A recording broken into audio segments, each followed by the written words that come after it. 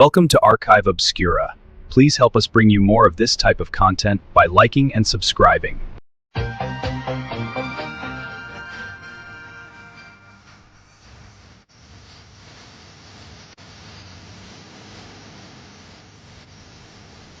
Welcome to Art Bell, Somewhere in Time. Tonight featuring Coast to Coast AM. From May 23rd, 1994. From the great American Southwest and the high desert.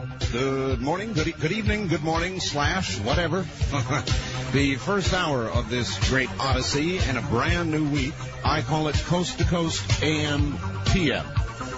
Good evening, everybody, and welcome to the program in a brand new week of talk radio. And we are celebrating the beginning of the coverage of KFYI in Phoenix. Hello, everybody in Phoenix. It's good to be on the air there. Full time now. Good to be on KFYI. And we're going to celebrate that with about 2 hours of absolutely restricted toll-free access from Phoenix. So if you're at KFYI in Phoenix, it is your 2 hours. And you've got the toll-free line exclusively at 1-800-618-8255. It is great to be on the air in Phoenix full-time now. And this is the first, really the first morning of it, live radio. Big full moon out there above the desert, and it is beautiful in the great American Southwest. And there's lots to talk about. Jacqueline Kennedy Onassis buried next to her first husband, Jack, right next to the eternal flame that she lit at Arlington National Cemetery. It has been a state funeral. That's the only way to describe it, a state funeral. And there's only one question that is worthy of asking, and that is, why has the nation mourned as it would a president the loss of Jacqueline Onassis Kennedy? Or Jacqueline Kennedy Onassis. At any rate, she is gone. She was a grand lady, and she is gone. A shootout at an Indianapolis restaurant, a Denny's, 1 dead, several injured, 2 gunmen in custody, and more violence in America. Healthcare. The real battle is now beginning to shape up. It's 1/7 of the U.S. economy. And the question is, what do you really want? The Democrats are running around saying Americans really want universal coverage, shared costs, price controls, all the rest of that to achieve, I guess, the march down the road toward socialized medicine. Is that really what you want? The balloon going up over the weekend for Hilary Clinton. It looks as though she may run to be president after her husband. And I wonder what your reaction to that is. No, I will not accept screams as a reaction. Dan Rostenkowski, probably about to be indicted. And the question is, should he be pardoned for the sake of the country and the sake of health care? Could the president get away with that politically? Illegal immigration, big story on NBC yesterday. Why we're not guarding our borders. You tell me. On our toll-free line, you're on the air. Good morning. Where are you calling from, please? Yes, good morning, Art. I'm calling from Phoenix, Arizona, KFYI. Yes, sir. The grand celebration continues. Glad to have you on KFYI. It's good to hear you. Good to be here. I wanted to address the issue, Art, of not controlling our borders. Yes, sir. One of the measures of our sovereignty, actually for any country, is the ability to control its borders. And if we can send thousands of troops over to Kuwait and to Somalia, it's pretty obvious that we do have the ability to protect our own borders. It is true. We protect the border of Kuwait more zealously than we do our own. And in any event, I think what's happening is that the government is trying to create a problem with immigration, and this relates to what is known as the Hegelian principle, where the government creates a problem and then stirs up anxiety amongst the people, and then the government steps in and offers a solution. Well, it's working. The only part I haven't seen yet is the solution. Well, the government is going to come in. They had a program on KFI a couple weeks ago about this, whereby President Clinton has 2 executive orders that are waiting to be signed, whereby the post office would issue national ID cards to everyone in the country. And so basically, by creating this problem of not being able to control the immigration coming over our borders, we identify the people who are not residents of the U.S. because they don't have this national ID card. And this offers a means for the government to usher in greater people control. Let me try this one out on you. Over the weekend, 60 Minutes did a piece on England. Did you happen to catch that? No, I didn't. All right. Well, it's about the English, and they're fed up with the amount of immigration to England, and there is now a movement there, the BNP party, to actually throw out everybody who is not an English citizen. I mean, actually deport them, send them back home. Uh-huh. Would you support a movement like that here? Well, there's, benefits and risks with anything. It's a double-edged sword with any kind of technology, and I think that's what we'll be facing with issuing a national ID card, is that there would be the benefit of... Well, I already got that, sir. I'm asking you my question. Answer that. Would you support throwing anybody who is not a citizen out? I would support that in the sense that we are subsidizing a lot of people who are getting benefits that other people are bearing the burden of that. All right. The only way to accomplish that, then, coming back to your topic, is deciding who is and who is not a citizen. You'd have to do that with an ID. That's true, but the problem that I see with that, Art, is basically this would be the equivalent of taking on, in biblical terms, the mark of the beast. And there's a lot of people, Christians and American patriots, who may not want to go along with that. So, well, which is it the Christians and the patriots want most? Do they want America for Americans, as the British say, British or England for the English, or do they fear the ID card more? I think that they fear the ID card more. I know that's the way that I feel personally. I would opt for the freedom rather than the people controlled. In terms of the New World Order. All right. Well, that's clear. Let's see what others have to say. Thank you. What about it, everybody? Would you support a movement that would toss out everybody who is not a citizen? Is that a good idea? Is that what's going to begin happening worldwide? Would you accept an ID card so we could decide who is and who is not a citizen? Or would that be it? The mark of the beast. Every card issued. 666. Yeah, I'll take mine.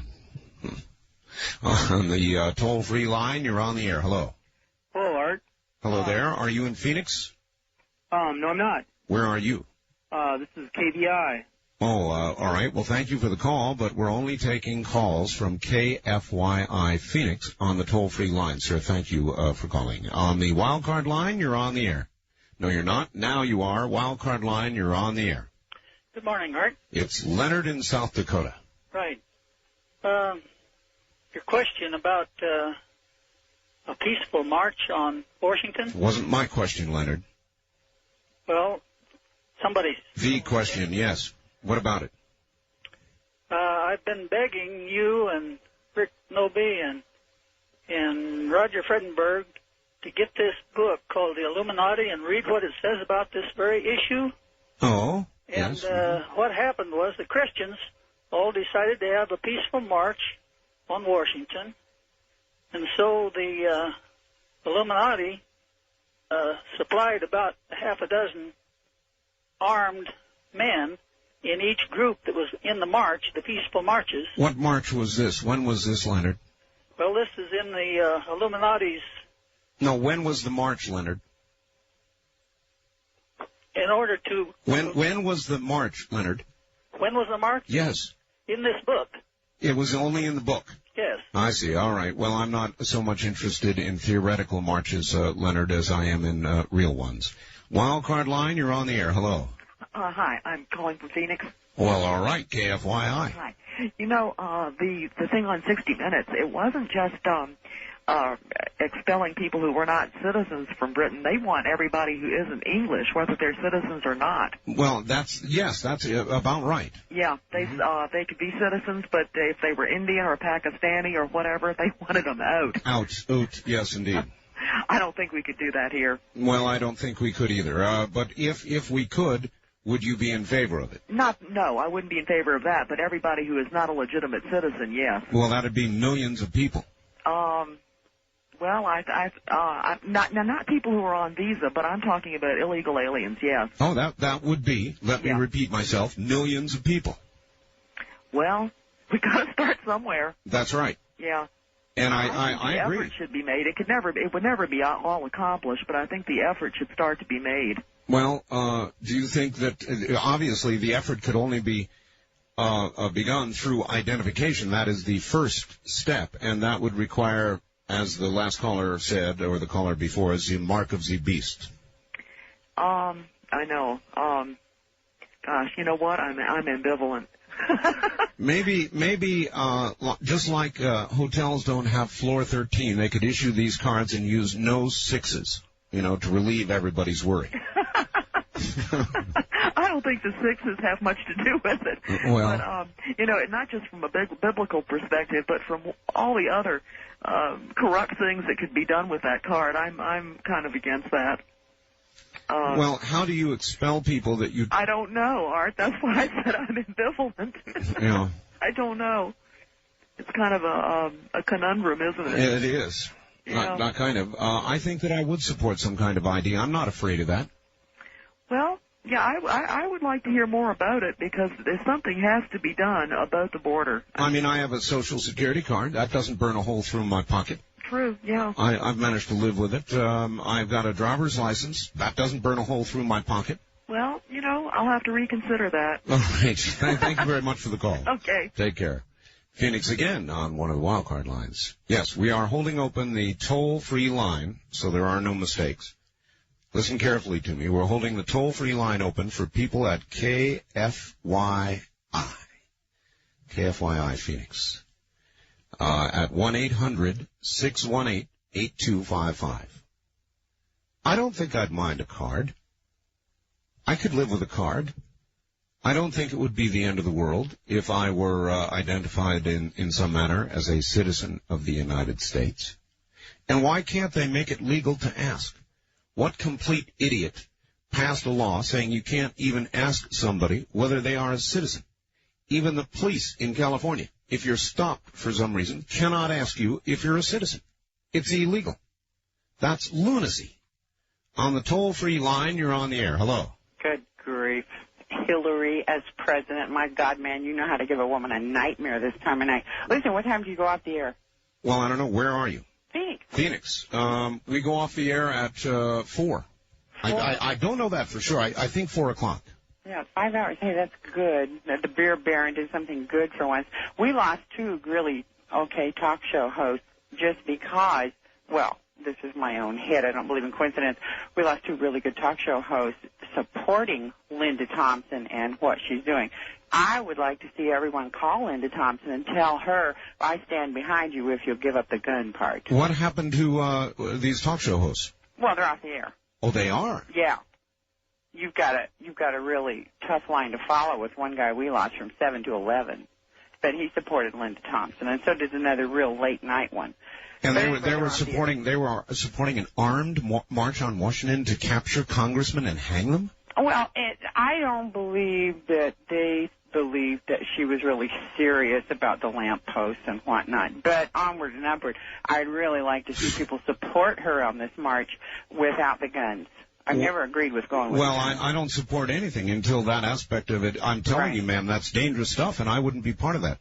I know it. That's what I told Linda, and from the moment she said it, and I still say it, it's damn dangerous, and I'm not for it. And you can, look, there's lots of ways to lose a country, and that's a really good one right there. Well, I called. I couldn't get a hold of her, but I left a message that I would stand behind her 100% if she would get off of the gun business, because there'll be every wacko in the country over there.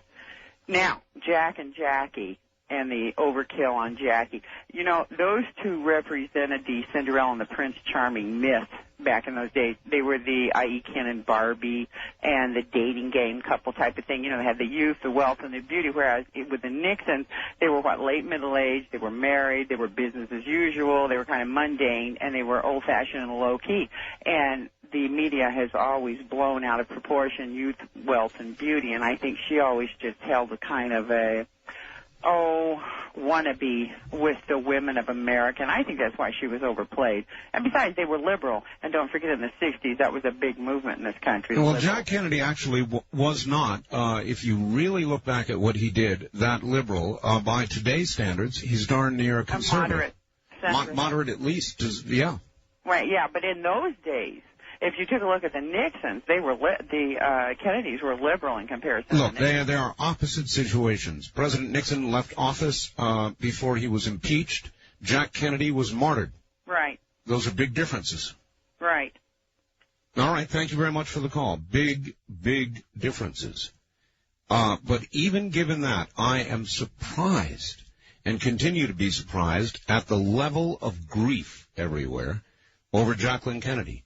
It was nothing short of a full state funeral, one that you would have for a president of the United States. I mean, there's no question about it. A lot of the networks, CNN has been damn near in full-time coverage. It has been an amazing spectacle.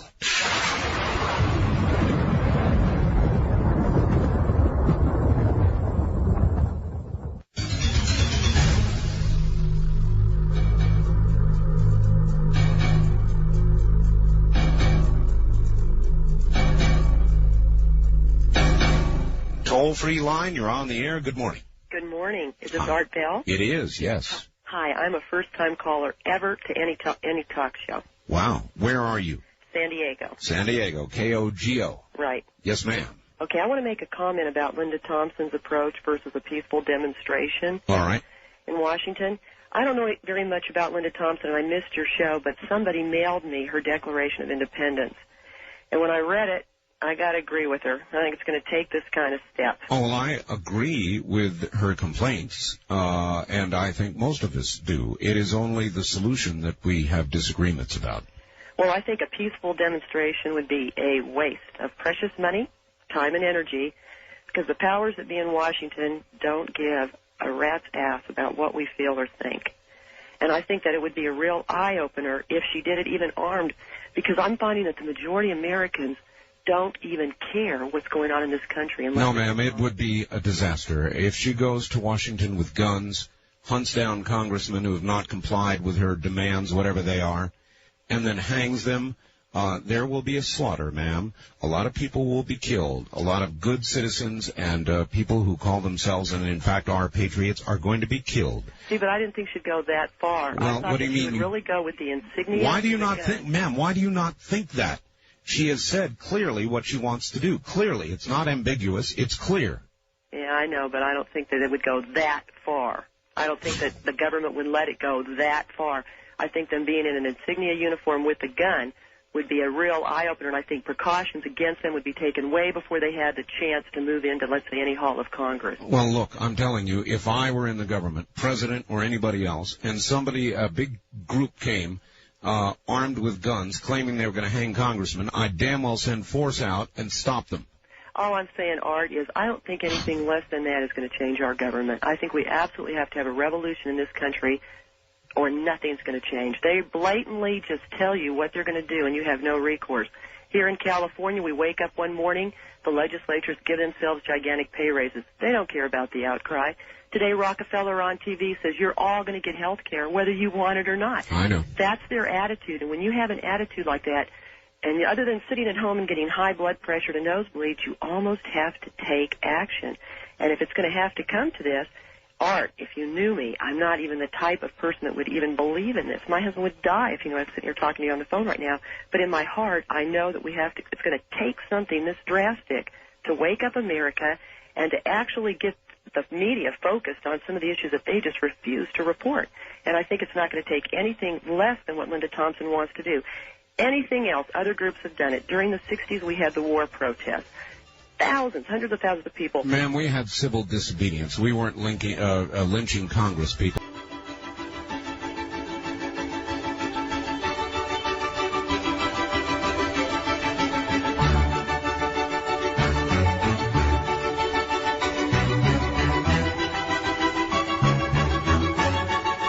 You're listening to Art Bell, Somewhere in Time. Tonight featuring Coast to Coast AM from the 23rd of May, 1994. For the next 30 minutes, we continue to hold that toll-free line open for Phoenix only. Repeat, Phoenix only at 1-800-618-8255, celebrating KFYI.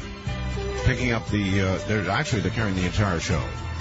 All right, here's a fax I just received. Should be of some interest. It's kind of crazy. This is what I call a full moon fax. Art, I have answers for you. We all know you have an inquiring mind with a load of unanswered questions. I sympathize with your dilemma. Unanswered questions are a hobby of mine. Try this on for all your answers. The USA is the last superpower left on Earth. When the comet hits Jupiter, we will have all of our space observation hardware looking at Jupiter. It is a complicated plot to divert all our resources to monitor one direction, Jupiter. Jupiter is our biggest planet. Why not our biggest diversion? They are coming. It is a plot by the infamous they, the invaders from the planet Moron. Advanced units been here since the late 40s. Their mission? To confuse us. If you look back at history, there is always one nagging question. What the hell was that all about? The Roswell crash, the Etzel, hula hoop, closing Studebaker, the magic bullet, the nuclear family, the Partridge family, canceling Star Trek, the gas shortage, body counts on the evening news, disco, bell bottoms, the next ice age, Billy Beer, Afghanistan, Grenada, 1984, the cosmic convergence. New Age movement, crop circles, global warming, cold fusion, political correctness, ozone depletion, and less frogs. But the answer is less frogs, you see. Frogs, the natural enemy of they. They, you see, thought they licked those frogs back when they wiped out the dinosaurs. Even though they tried, the frogs could not prevent the experiments with the USS Eldridge and the atomic bomb detonations from calling the attention of our galaxy to our small planet. The frogs have found an abundant source of baby formula here in the United States of America. If the frogs can use cold fusion to combine ozone with the iron-fortified baby formula, it would be the end of they through a cosmic upheaval within the Venusian lattice structure of the cosmos. They cannot let that happen. You see, so that's what I get when I open my fax line. Frogs, less frogs. And I read that so that you might feel fully informed with regard to the fact that it is a full moon. On the toll-free line, you're on the air. Hello. Good morning, Art. Good morning to you. I shouldn't even be on with you right now because I'm normally a day shift worker, but I'm homesick with the chicken pox, so I can stay up late. Oh, the chicken pox. Huh? Yes. Oh, that's a bummer when you're an adult. It is, but it's given me some time to sit down and do some writing. Where are you, Bob? I'm in Phoenix. Phoenix, all right. Yes, sir. Art, I sent you a letter a couple days ago. Enclosed in that letter was a pamphlet and a resolution known as the Refounding Amendment. Yes. Have you seen that? Not yet. Okay, keep your eyes open for it.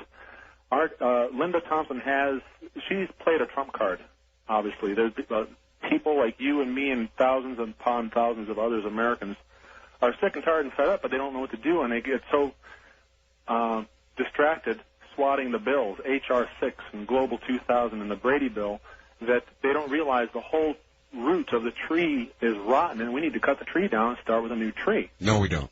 I think so. No, we don't, sir. No, sir. The tree is our Constitution. And I agree. Okay. I'm talking about the government. Well, look, I'm telling you, the tree, sir, is our Constitution. Okay. And the minute you chop that down, it's all gone. Okay, I'll give you that. I think we're saying the same thing. We're just using different analogies here.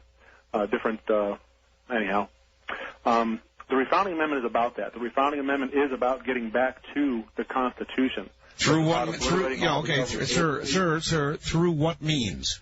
Through the means of getting. You get 38 states to pass a resolution. 25 states have initiative measures whereby they can pass by getting things onto the ballot just by signatures. Yes. They can get the resolution enacted for that state. Listen, sir, are you talking about the ultimatum resolution? No, sir, it's very similar to that. Okay. It's very similar, but I think it plugs a few holes that the ultimatum resolution has in it.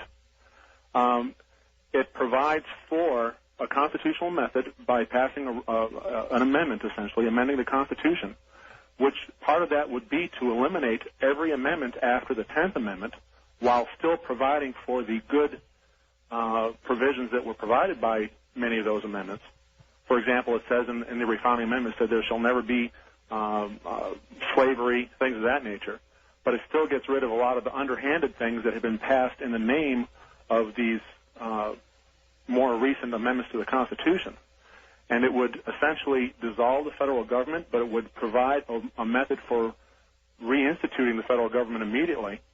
And it would eliminate all of the extraneous agencies such as the FEMA and the EPA and the BATF and the IRS and et cetera, et cetera. I think if you sit down and read it, when you'll get it, you'll see it. It's a blueprint. All right, well, I'd be glad to read it. I hope you do, and I hope that you get the word out, because otherwise, what Linda Thompson has done is she's provided a lot of people with ears open looking for a solution. Yeah, well, it's a bad solution. It's either stupid or dangerous or both. I agree with you. Thank you very much for the call.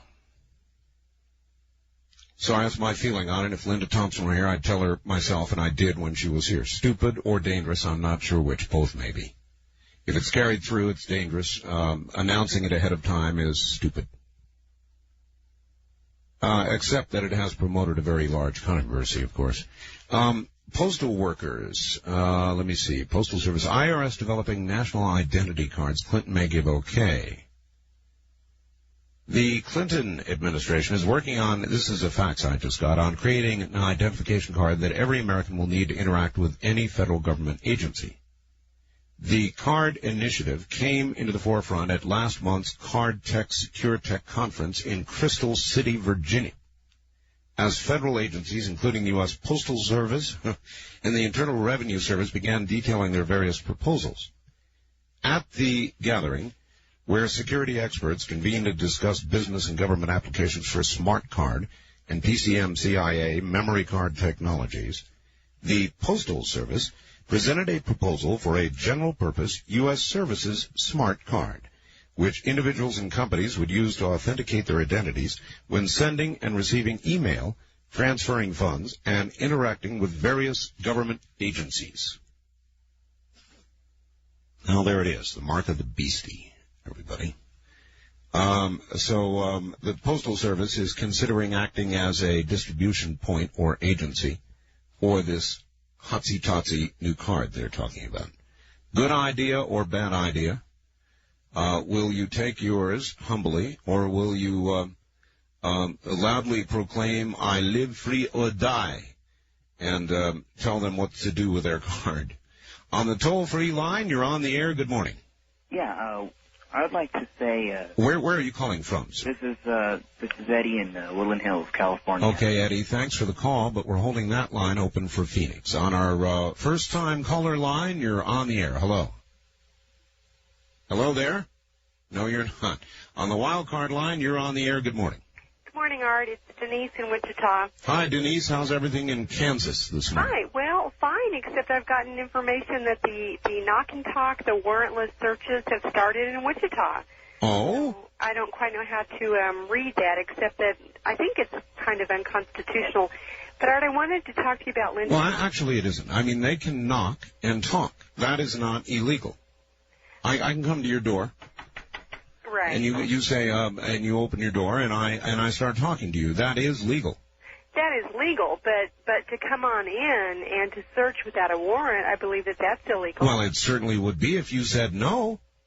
Right. But if you say yes, well, then I guess it would be legal. Well, anybody that says yes is a fool. Well, that's another subject. Yeah, it is. Okay, I've heard people talking about Linda Thompson and the march in September, and I have a document in front of me, and in fact I faxed it to you a little bit ago, and this is from the Committee of 1776. Yes, I have it, yes. Okay, and they're calling for a demonstration on July 2nd at each state capital. Right. And this is being organized state by state. And I did talk to Linda Thompson about this, and she said that if this was successful, i.e. getting the message across to our government that her march in September would not really have a purpose to serve, therefore I she would see. call it off. So she's beginning to hedge a little bit. I'm thankful if that is true. Well, all I know is what I told you. When did you speak with her? On computer bulletin board about a week ago. About a week ago. Right. Okay. Yeah. Well, we'll just, we'll mark time and see what she does. Yeah, we will, but, I mean, at what point are we going to decide that this is wise action? I mean, at some point, we have to take a stand, and our founding fathers have given us the legacy, and they called it a duty that we do uphold the Constitution and that we do overcome tyranny. And I think it's interesting, Art. Have you noticed it seems to be women that are more behind Linda than men? I don't know what that means, but it's an interesting observation, yes. Yeah, well, I have noticed that, and I don't know. I mean, the New World Order is in our front yard, and at what point do we say, okay, it's time to take up arms? Well, I don't know, but I know this. If I were the president, or I were the FBI, or I was in control in any way in Washington, and I knew a bunch of people were coming with guns to begin hanging congresspeople, I would stop them with force.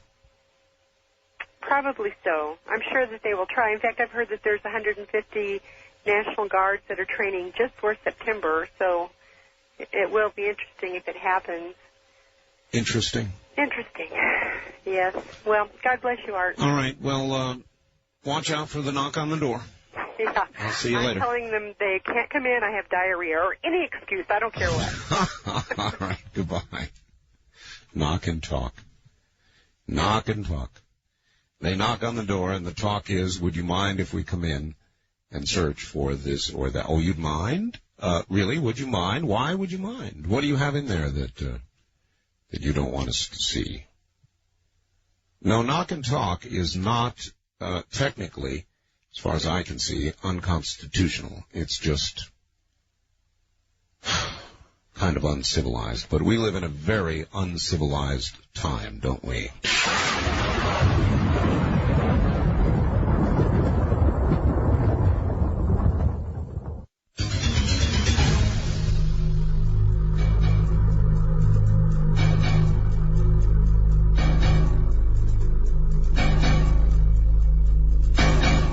On the toll-free line, you're on the air. Good morning. Where are you calling from, please? Yes, Art. This is Bob. I'm from Phoenix, Hi, Arizona, Bob. and welcome to KFYI. It's good to be there. Hey, I was just listening in, and I don't know about this revolution in the fall coming up in September. Well, first of all, technically, she has not called for a revolution. I don't know exactly what it is she's called for. She's called for an armed militia go to Washington and round up congressmen who have not somehow complied with her demands, and then put them on trial. That's what she's been talking about. Oh, I see, yeah. They're going about it the wrong way. Oh, I know. To voice your opinion, that's why we have the right to vote. Well, that's why we have the Constitution, yeah. And that's the reason stipulated in the Constitution.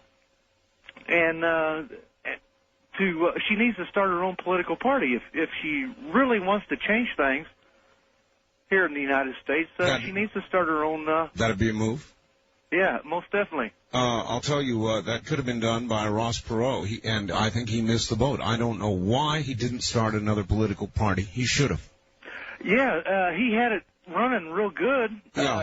It was off the ground and running. What he proved was that it could be done with the right leadership and the right ideas. It could be done, but he didn't do it. He didn't follow through. Exactly. Yeah, it's a shame. There are a lot of things here in the United States we do have to work on and change. But just going down to the house and start hanging people, that's just not the way to do it. Glad to hear you say it. Thank you very much for the call. That's Phoenix yet again. Good to be on the air there. Yeah, there's lots of ways to lose a country, and most revolutions go all wrong, you know. They go all wrong, and about the best you could hope for at the other end of a revolution would be some sort of benign dictatorship, some sort of paternalistic dictatorship. It really is the topic that, again, we talked about with my guest Friday night, Saturday morning. That was a very good program with the Time correspondent. I thought he was very, very good. What was it? When the Almond Tree Blossoms, I think is the name of his book. On the wild card line, you're on the air. Yeah, this is Marie in Marysville. Hello, Marie. I call all the time, but I was just wondering why everybody still thinks that we're through. That we're through? That Perot is through. Oh, well, I think he just missed a lot of opportunities, Marie. Well, I'm saying the people behind him, we're still out here, and we're still active. Well, I don't hear much about it anymore. What's going on? Well, to be a third party, you wouldn't believe the hassle it is. And right now, we're just politically active, and we're still working. United We Stand is still here. I understand. It's just been very quiet lately. Well, we're just, we get the elected officials together to talk to us, and we have a real debate with them. Anybody can ask a question that comes to the meetings when the candidates are there, mm-hmm. and it's not that rehearsed that Clinton has. And I'd like to hear more from the other people about this going to the state capitals. I think that's a good idea. You could get more active in that. Well, I think it is a good idea, too. Well, if they could give some more ideas on the air, I'd sure like to hear it. All right, Marie, we'll solicit that. People are looking for something to do, that's for sure, and that is one option coming up July 2nd. A good, peaceful demonstration. Why is everybody so ready to give up on the power of the people? I kind of wonder about that. You're so ready to take such an extreme step, so many of you, giving up on the greatest country on the face of the earth with the greatest constitution. Bent and bruised as it may be at the moment, it remains the very best. And why would you so easily, so soon, risk losing it all? I don't compute that. On our toll-free line, you're on the air. Hello. Good morning, Art. Good morning, sir. Where are you? I'm calling from Phoenix, technically. Technically? What does that mean? I mean, I got a mountain in the way. Well, that's all right. I don't hear you on KFYI. As a matter of fact, they change their antenna at night about 6:30. I see. Where are you actually? I'm in Black Canyon City. It's right up the road from them. Oh, okay. So, in other words, you're just in exactly the wrong place. Exactly. I see. I'd like to talk to you about Linda Thompson. All right. Do you know anything illegal she's proposing? Yes. What's that? Going to Washington and hunting congressmen, putting them on trial and hanging them. What would you call that? I would call that constitutional law. You would? Yeah, well... And what constitutionally set up justice system would that be, sir, that would produce this sentence and this execution? Well, you got to put them on trial first and find them guilty. Well, and what properly constituted authority would be doing that? Under the Constitution, we'd be doing that. Now, which branch of government would Linda's court fall under? Well, I would think if the military doesn't back her, she doesn't stand a chance. But if she files her grievances with the military, and which would probably be the National Guard.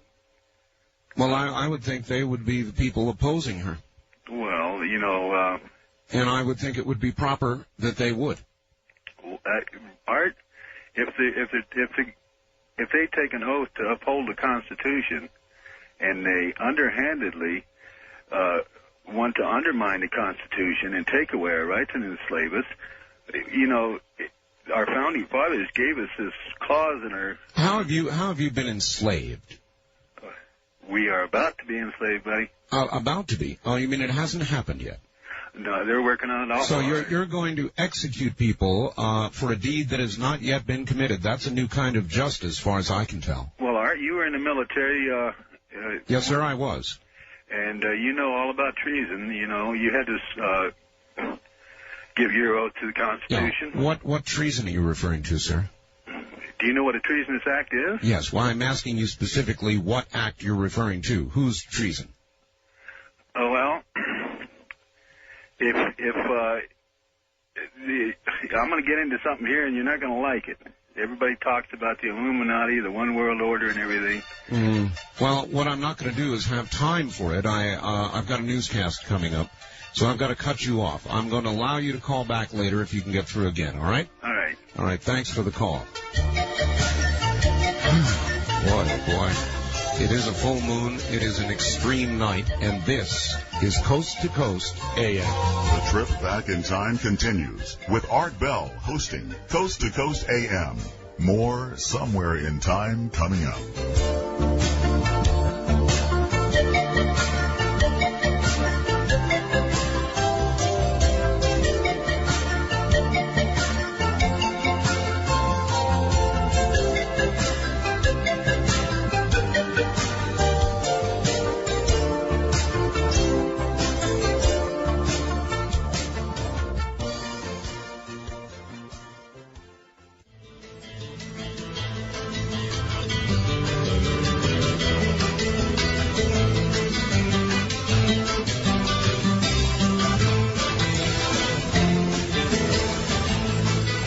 Networks presents Art Bell, Somewhere in Time. Tonight featuring Coast to Coast AM from May 23rd, 1994. Under the influence of a great big full moon up there. Believe me, under that influence. Talking of many things this morning, still somehow talking about when the almond tree blossoms. Apparently in September, huh? And we're talking about all kinds of other things. Here's another fact to prove the full moon theory. Dear Art, the last fact was in error. Our planet is about to be destroyed by the Vulcans in order to make way for an intergalactic highway. The universe is controlled by fifth-dimensional beings whose appearance in this dimension is in the form of a white mouse. Scientists think they are controlling the experiments, but are they really being controlled by these white mice? Art, there's only one rule in the universe, and that is to bring your own towel. Remember the first two words of The Hitchhiker's Guide to the Galaxy, don't panic. Sincerely, Mike, Sioux Falls, South Dakota, where the full moon obviously also reigns.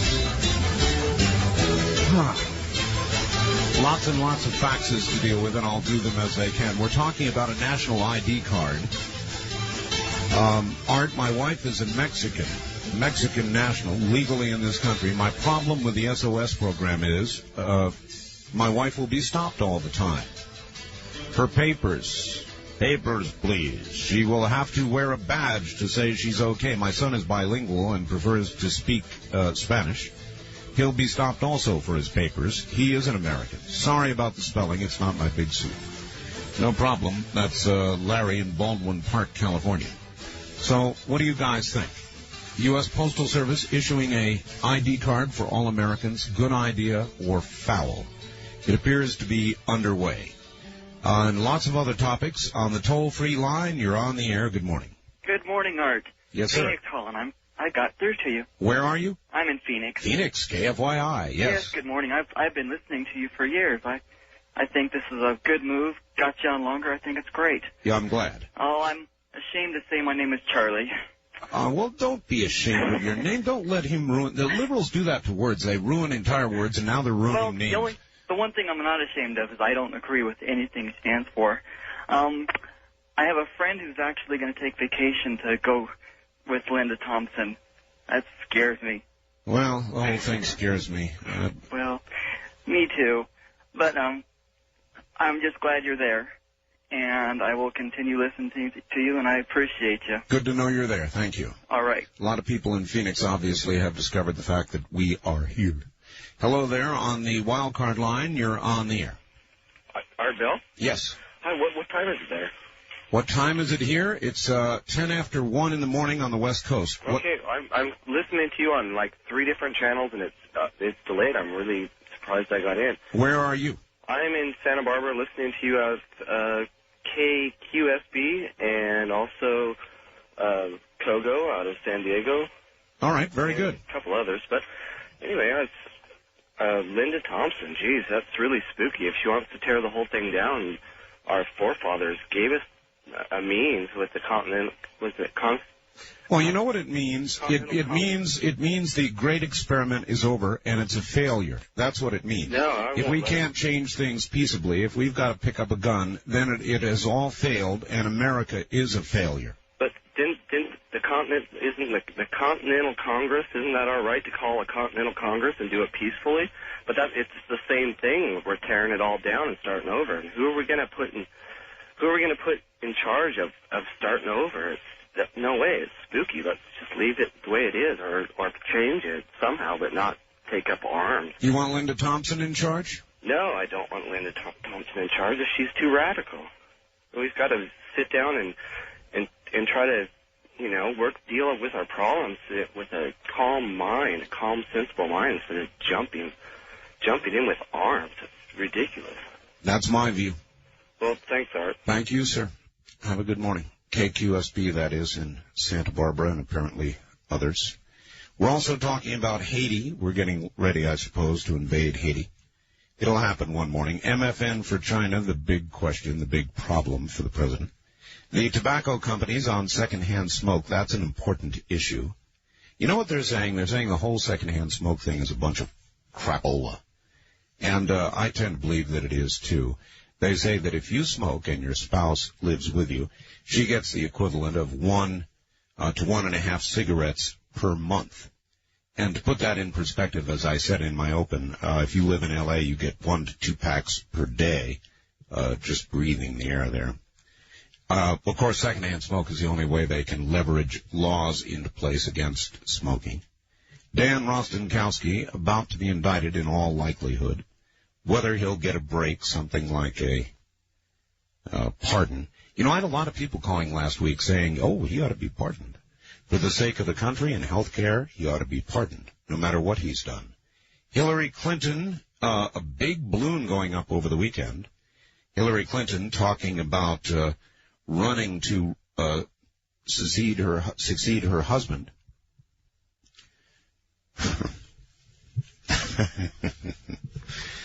And my only question is, could you stand it? Health care.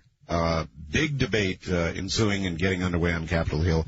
And they're finally getting down to the real nitty-gritty and the details of health care.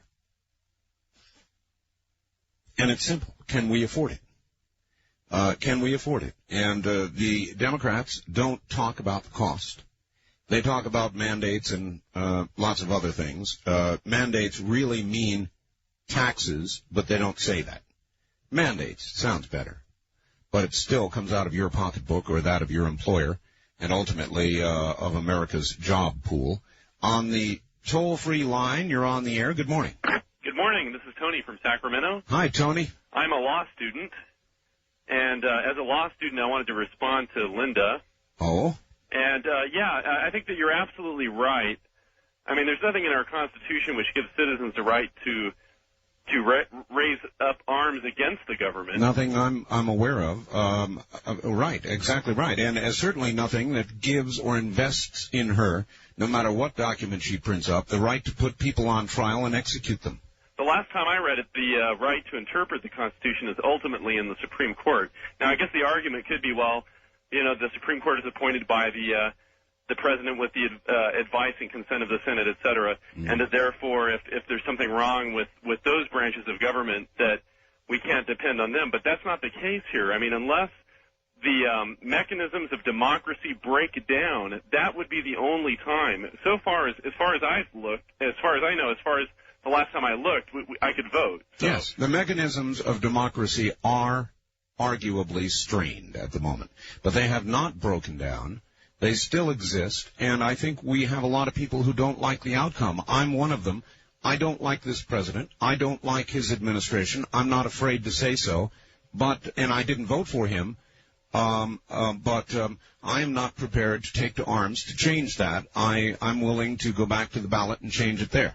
And you have the freedom to dissent in a peaceable manner. You can say this to an audience that's probably in the thousands all over the country. You can say this, and no one is stopping you. I mean, I think that we have to remember that tyranny would be if they came and shut you down and said, well, you no longer have the right to speak out against the government, at least in a peaceable manner. That would be certainly one measure.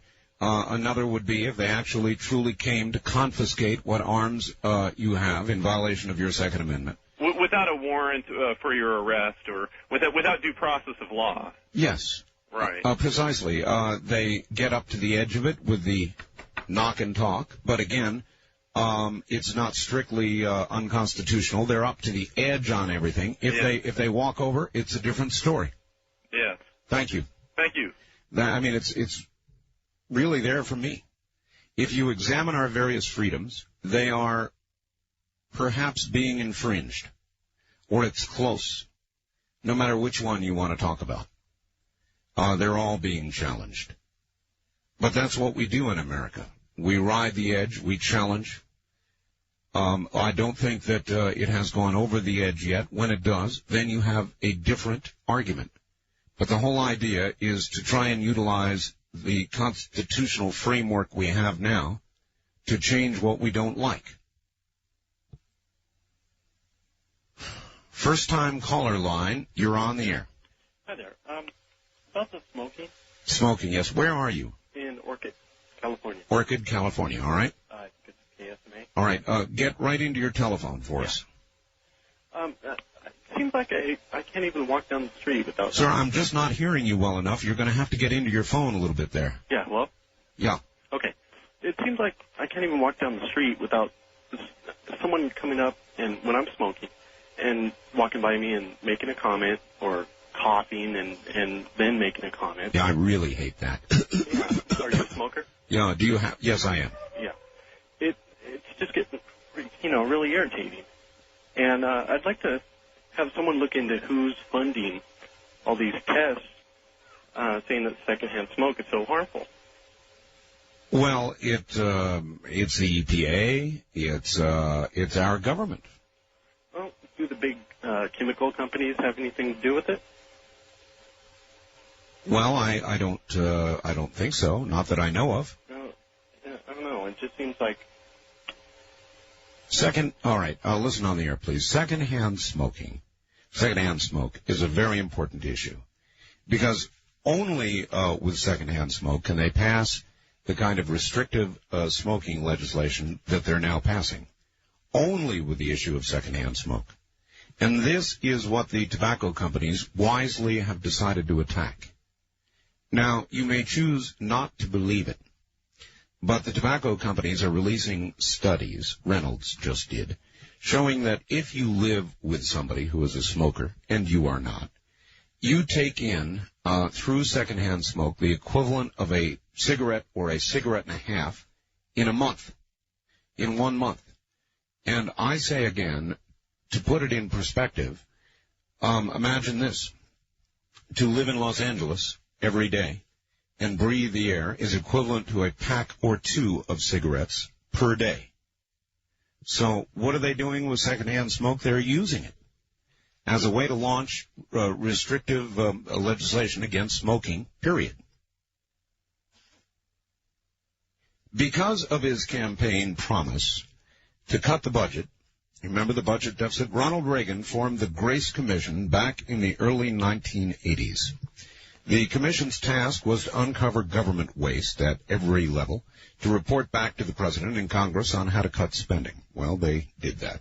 The Grace Commission discovered that taxpayers' money was going for everything from $436 hammers to funding a study to find out the average length of airline stewardesses' noses. Why would they want to know the average length of an airline stewardess's nose?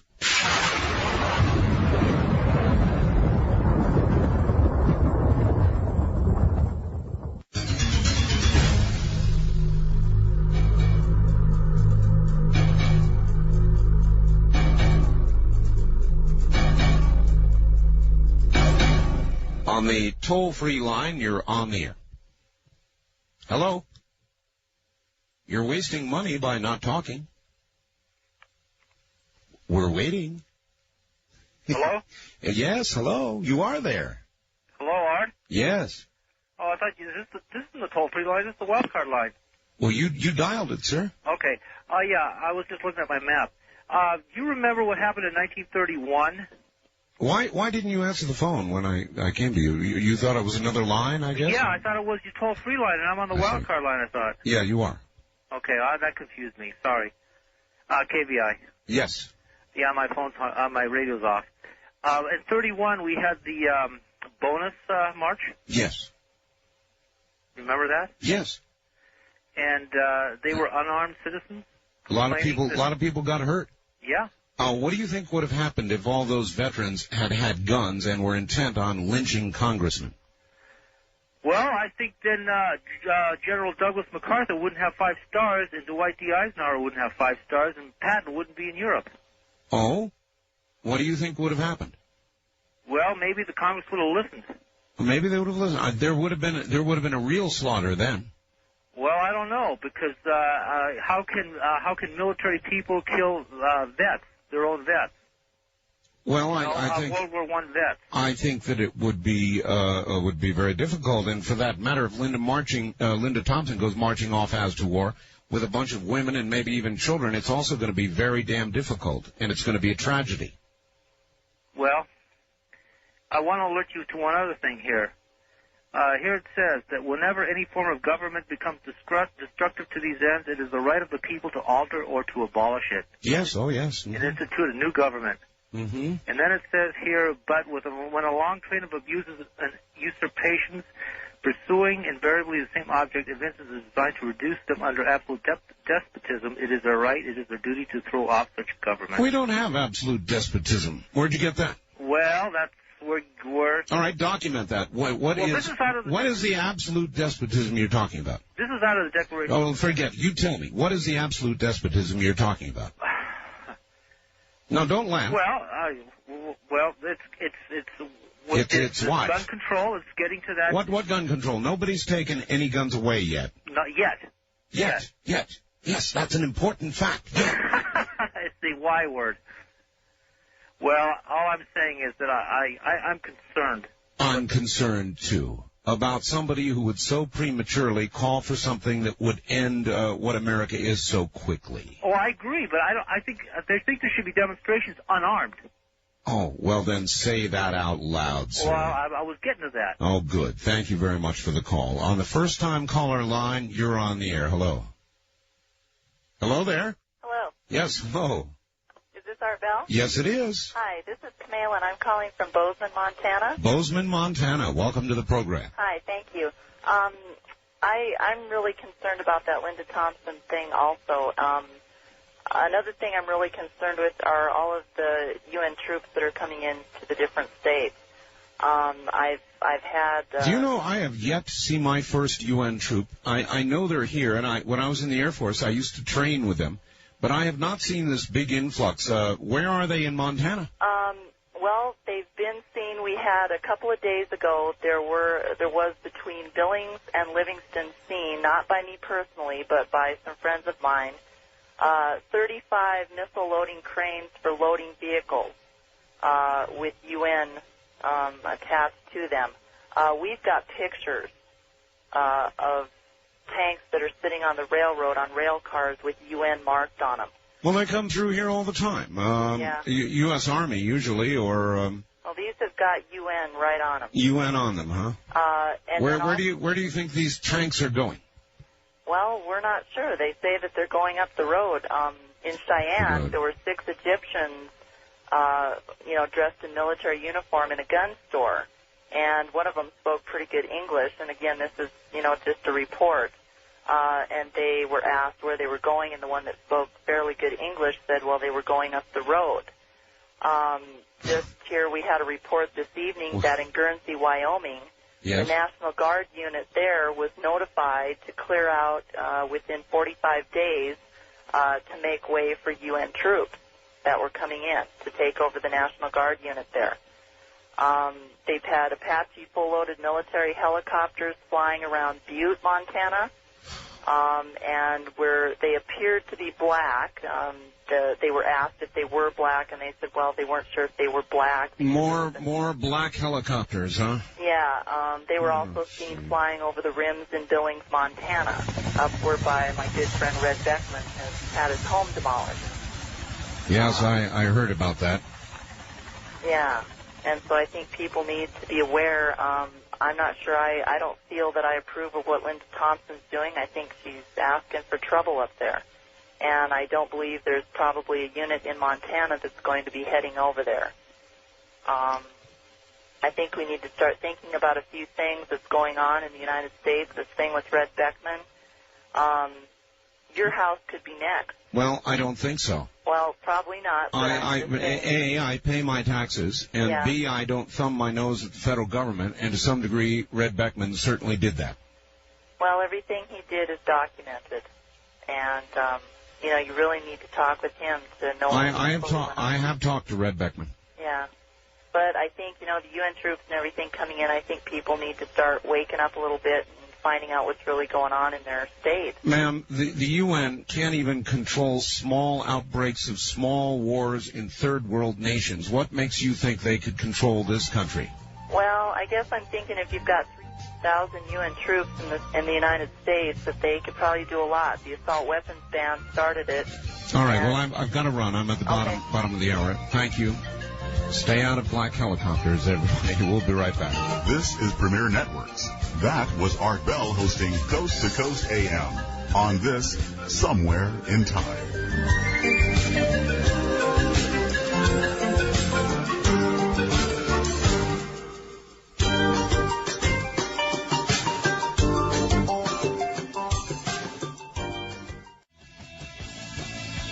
It's now full-time on KFYI.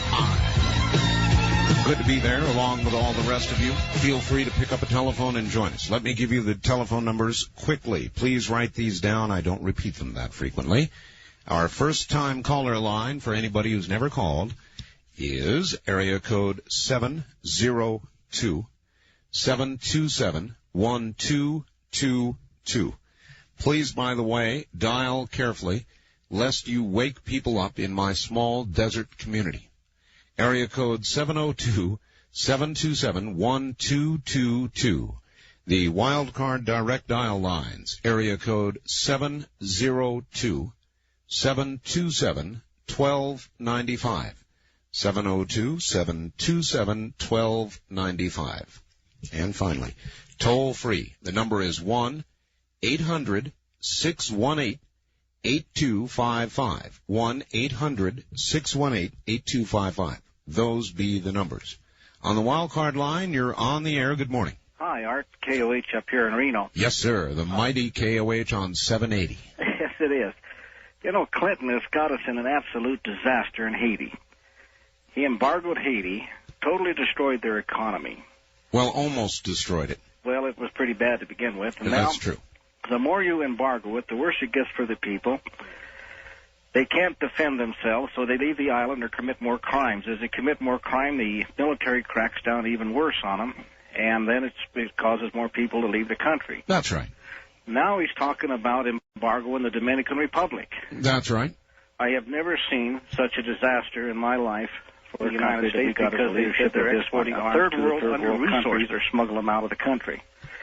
If this crap comes on this way, let me tell you, the French or the Belgians out of Liège will ship them all the arms they want. Of course. Of course they will. And they can build anything they want in Brazil. Of course. So, anyway, Clinton has got us in a jam. I think he hates to admit that he'd have to arm the people to get themselves out of their own jam. What do you think he will do? I think that is the best idea. I heard somebody called the program the other morning and said, let us arm the Haitians. And I couldn't agree more. As an alternative to sending our own flesh and blood or whatever else we might try, let us arm the Haitians. Well, that was me, and the only point I forgot to make in that call was that we've destroyed their economy, and now he's talking about doing the same to the Dominican Republic, which is fairly well stabilized. Well, Clinton won't arm anybody. Maybe he considers it a bad precedent. He won't even arm the Bosnians so they can protect themselves. We're going to regret that move later on, too. I know. We are. But, no, I think if you arm the Haitians and then tell the military leaders they can't leave, it'll be good even time. But, no, I agree. Yeah, I think that's the best plan at this point. I don't know how else you can do it. Well, I haven't even heard the Clinton administration whisper about arming the Haitians. And again, I think they consider it to be a bad precedent. They don't want to arm anybody. There's one third alternative, which they may do. They may do a dog and pony show where they say, well, we've run them out of town. All the military leaders are leaving. When, in fact, what you've done is you've bribed them to leave the country and given them some of the money under the table to go live someplace else. I've seen that happen. Well, then just some more people would take over, and we'd have to bribe them. There'd be no end to it. Well, like I said, I've never seen such a disaster. I'm sure the way this is going to end up, I can see easily the way it's going to end up. He's going to have to invade Haiti. Well, he probably will, and he'll probably get all the favorable press he can, and he probably won't handle it right. And you know, it takes about 15 support personnel for each military guy in combat, and we've already stripped down a whole lot. We don't have a whole lot of backing to go anyplace anymore. Well, we could easily do Haiti. Thank you. Yeah, we could do that. Right, thank you very much for the call. It's going to be a disaster, though. And the Haitian military there will be sure that it is. The example we had at Port-au-Prince when our ship tried to dock and was turned back by a bunch of armed thugs on the dock is only a taste of what they would do if we actually tried to land there. We have the power, of course, to take Haiti. Diminished as we may be at the moment, that would be nothing. But I guess you don't say the blood of Americans, even though it be a few, would be nothing, because it would be something. And it would be a disaster for this country. So the whole idea of possibly invading Haiti is lunacy. Absolute, unmitigated lunacy. And the embargo that's being slammed on Haiti, and possibly now the Dominican Republic, is also lunacy. It is creating a condition that will force the invasion. People leaving Haiti en masse. And it's going to exacerbate the condition and force an invasion. What a mess. On the wild card line, you're on the air. Good morning. Yeah, Art. Yes. Earlier, I think I was reading the Declaration of Independence, yes. Remember? About the absolute government. And you said, what absolute government? No, I didn't say what absolute government. I think he was reading some line that had to do with absolute tyranny or something. Right. And then if you read the rest of the Declaration of Independence, they actually itemize the absolute tyranny, and it applies today even more. For instance, you're talking about Red Beckman. Did King George, or can you think of any other absolute tyranny where they can demolish your house without a trial by jury? Right here in the Declaration of Independence, it says that the king was depriving the citizens of trial by jury. Well, look, let me put it to you this way. I pay my taxes. Do you pay taxes? What about trial by jury? That's one of Red Beckman's number one things, and they made a big point of not giving him a trial by jury before they demolished his house. Well, the IRS acts in ways that I don't find that I'm not comfortable with fully. Right, you said what? Absolute tyranny. That's exactly what Thomas Jefferson or Paine, whoever wrote the Declaration of Independence. Yeah, but this is somebody who didn't pay his taxes, sir. But this is a government that denies the people trial by jury. It's also a government that has erected a multitude of new offices and sent hither swarms of officers. It's also a government that keeps standing armies amongst us. Okay. Oh, keep standing armies among us? I'm reading the Declaration of Independence. He, the king, has kept among us in times of peace standing armies. Well, what king? King George. The Declaration of Independence was as a list. I thought you were talking about modern times. I'm saying that it applies the same way today. It does? Just as the king has denied. So, well, I'm not sure that I consider it absolute tyranny if the government or the IRS finally moves against somebody who snubs their nose at them and doesn't pay taxes. Without trial by jury? I pay taxes. Do you pay taxes? Without trial by jury? Do you only demand that I answer your questions, or are you going to answer a couple of mine? Well, you haven't answered my first question, which is, does an absolute government give its citizens trial by jury, or does it not? Well, you have a right to a trial by jury. And that's what the king didn't give the colonists, and that's why they abolished that government. All right, now, I'll try again. Do you pay taxes?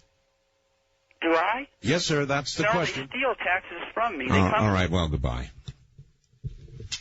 They steal taxes from me. Look, I'm not any happy. I pay taxes, and I bitch like hell every year. I don't like it either, but I pay my taxes. And there are people running around who say, oh, the 16th Amendment was never ratified. I'm not paying taxes. I don't have to pay taxes. Well, you drive on the roads, you utilize the highways and byways and all the services that are provided to you, that those tax dollars, albeit with all the waste, provide. And so you share in all of that, and yet you don't want to pay your part. Well, I think I might have a complaint about that. I'm certainly not in favor of the methods the IRS uses. A lot of them are high-handed, in my view at times, bordering on the unconstitutional. But those are used for the most part, not always, but for the most part, against people who snub their nose and say, I'm not paying. Well, eventually, they don't move quickly, but they move, and eventually they catch up with you. On the wild card line, you're on the air. No, on this wild card line, you're on the air. Good morning. Hi. Hello. Hey. Hey. Hey, this is Missoula. Missoula, Montana. Yes, sir. Hey, I've been trying to get on. I call it KGO in San Francisco. Yes. And I was trying to say about smoking. Now, I'm a Democrat, and I'll tell you what, I'm getting kind of tired of these people against smoking. What is the biggest problem of I thought the Democrats were supposed to stand up for the smokers' rights, but they're against the smokers, and they're kind of turning against me. And these environmentalist people are just incredible amount of money, campaign money, saying, oh, you can't grow this and you can't grow that. And I'm ready about to go to Kentucky and say, hey, wait a minute now. Now all Democrats are against it, and I'll stand up for those Kentucky farmers if I have to. Because where the heck are they going to get the job? Are you talking about the Kentucky farmers that are growing marijuana? No. No? Tobacco. That's mostly in the Carolinas, and I guess some in Kentucky. Well, it was on Nightline. Oh, I see. Yeah. And they were talking about smoking? Well, no, they were showing well, see, on Nightline, right? Yeah. It was showing Kentucky farmers. I don't know what part of Kentucky it was showing, and they said they can't grow anything else. And other than tobacco, you mean? Right. And these environments, these environmentalists, is that what you're saying? Environmentalists? Yeah. Yes. Yeah. Well, for a Democrat, I'm very liberal Democrat, but I'm not against smoking at all. I mean, what is my own party is turning on smokers? I stand up for the American smokers' rights, because if you look at it, more people smoke and smoke and smoke, and look at the Indians, they smoke. It doesn't kill them. I don't believe that secondhand smoke wash. Well, so do I, sir. Thank you for the call. That's what I've been saying. The secondhand smoke issue is the big issue. And I've said right along, if they're able to make that one stick, then eventually they will be rid of smoking in America. It will be illegal. And they will do it on the back of the secondhand smoke issue without question. Not much they can say if it's just you. But if they can prove that you're making other people sick, or try and prove it by telling the lie frequently enough that finally it is believed by most of the American people, then I guess we can move the tanks from Waco and then against the big tobacco companies, eh? On the wild card line, you're on the air. Hi, this is Conrad in Eugene, Oregon. Hello, Conrad. How are you doing? Fine. That's KPNW. That's KPNW, that's right. Yeah, I misdialed evidently when I was dialing your 800 number, and I got a record. Do the wild thing at 702-727-1295. I'm going to have to make this kind of quick. But that was a joke. Anyway. Was that a joke? Not a very good one, evidently. But what I was going to ask you is what was the topic of your Dreamland show, because they're not carrying it yet in our area, and I want to know if it's something I should. Oh, I think you're wrong. I think KPNW is carrying it. Are they really? Now, what time does that air? 7 to 10 o'clock on Sunday night. Okay, 7 to 10. Okay, so I'm new to your show here, and I assumed that it was during the same time period. No, sir, it is not. It's 7 to 10 Sunday night Pacific time. Okay, I wondered because they during the regular time slot they re-ran bits and pieces. They had like 3 different shows of your earlier programs. Anyway, okay. So what was the topic of it? The topic was UFOs. It was a writer from Omni Magazine. Okay, well, guess I'll have to see if I can get a tape of that. Do you offer those? Sure. Thank you very much. Anyway, you're welcome. On the wild card line, you're on the air. Good morning. Yeah, Art, I was listening to your program tonight, and have you ever drove up next to someone and heard, sitting there in a car, they're talking to themselves? Well, yeah. Okay. I have, and I've also seen people walking along the street talking wildly to themselves as well. Yeah, I saw that the other day, and I always wondered why they talk to themselves, and I figured it out. Why is that? Because there's no argument, and I do it sometimes. I disagree with you. I think most of those people are getting an argument, and that's why they talk like that. Haven't you ever heard the way they do it? It's usually kind of shrill, as though they're arguing with some internal demon. Yeah, sometimes they are arguing, and they seem kind of mad. Exactly. That's true, but sometimes when they're talking, they just sit there, they're talking to themselves, and they're in a good mood. But I was thinking to myself, too, I was talking to myself earlier about, you guys were talking about tanks and guns and Apache helicopters. Any man that has to use any of those is not a real man to me. But it started way back in a long time ago when they started using swords. But anyways, I'll go ahead and let someone else get in. Okie dokie. Thank you. I think the moon presses hard.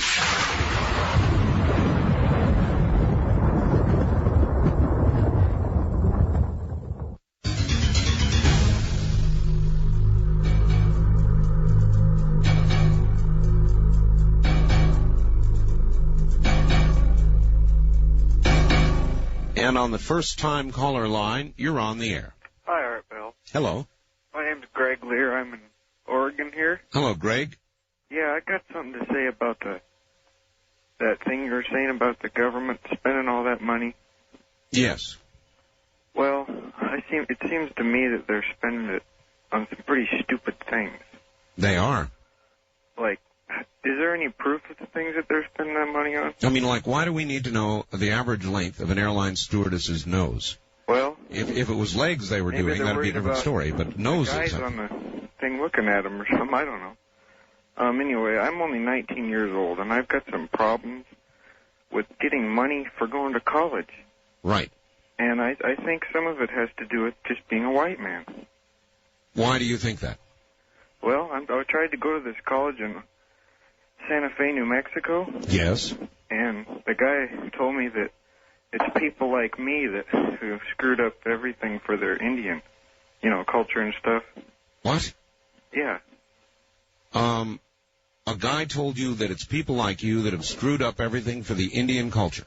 Yeah, white man. White man. Well, I tell you, I'd pick another college quick if I was you. Well, and he told me we wouldn't want you going here anyway. Well, but I called him. Then you certainly wouldn't want to go there, would you? Tell him to take his college and shove it. It's stuff like that, and, I can't get a loan because I don't have a job. Well, see, that's because you don't have a job, not because you're not a black man. Well, that's right. It's because you don't have a job. Anyway, banks hate people who don't have jobs. Well, that's another thing. Yes, it is. Thank you very much for the call.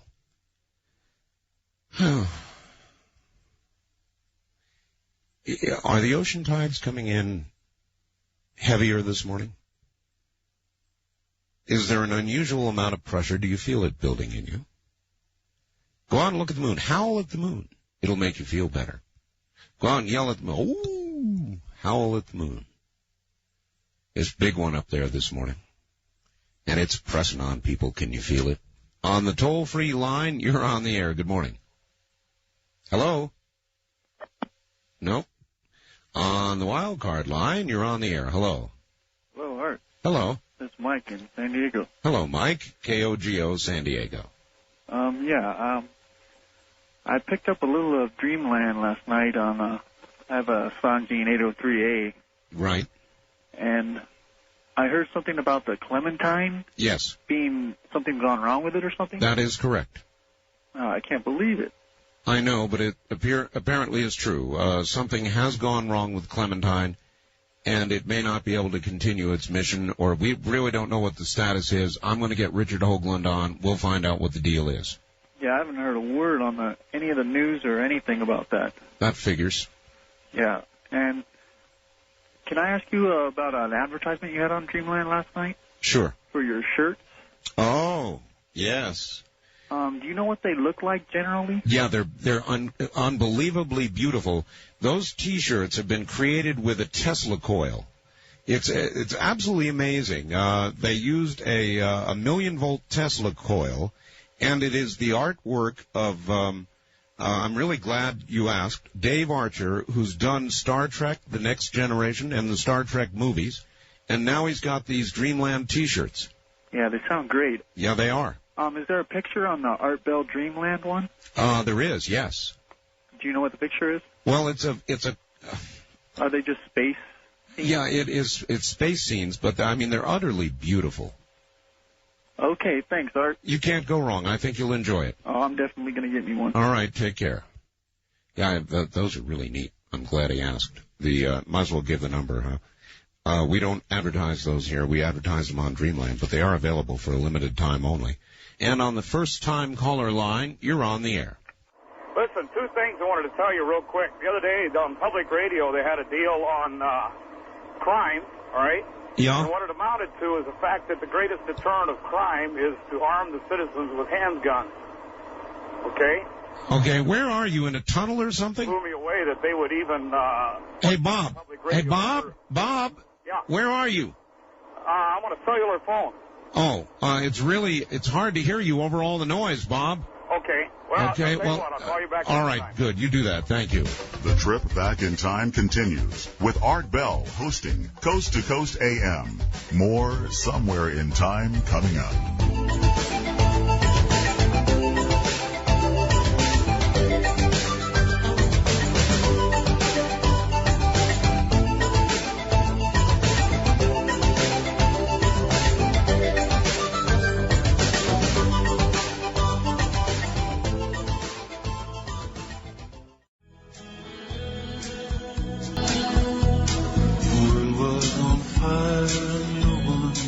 You're listening to Art Bell, Somewhere in Time. Tonight featuring Coast to Coast AM from the 23rd of May, 1994. The moon pressuring you, Pookie. Well, lunar pressure, is it? Well, that's what we're here for. We're a big escape valve in the night. Here's a fact, Mr. Bell, about the illegal immigrants. I believe we can all agree that if the influx of immigrants across the Mexican border continues, eventually the situation in Mexico will be transposed into the United States. At this point, the immigration will stop, since the streets in the U.S. will no longer be paved of gold. Americans are very generous people, but will be of no use to the immigrants after we destroy our own backyard. As for these fuzzy-wuzzies who approve of the illegal immigrant influx, I suggest they go to Mexico and solve the problem at its source. Art, I believe you're correct in preventing the influx of the border and also delete some of the stupid laws from our books. But what happened to the NAFTA agreement? Was it not sold to us as a solution to this problem? I believe it's time for Mickey Cantor and his crew to get off their duffs and file a complaint with Mexico. Joe at KCMO in Kansas City. Okay, Joe. Well, I don't think if NAFTA is going to eventually equalize the situation, I don't think anybody represented that it would occur quickly or certainly right away. And it's going to take many years, if at all, ever. On the toll-free line, you're on the air. Hello. Hello, Mr. Bell. This is Jeremiah in Colorado. Yes, Jeremiah. What's on your mind? Well, I'd like to clarify something about you evolutionists, because you prove a point. Not all of you. Here we go again. Don't you ever want to talk about anything else, Jeremiah? Well, actually, I'm not like Charlie. See, I'm not a jack of all trades and master of nothing. So I don't feel free to talk on all subjects. Well, I mean, but any other one at all other than this one? Nope. Absolutely none. Although I like computers. All right. Well, what is it tonight? Well, see, some people might have interpreted it that I was drilling Charlie. You know, like drilling him? Yeah. Actually, most people rather thought it was just a shouting match without much consequence, Jeremiah. Well, because the person on the other end was totally, he had no basis for his beliefs.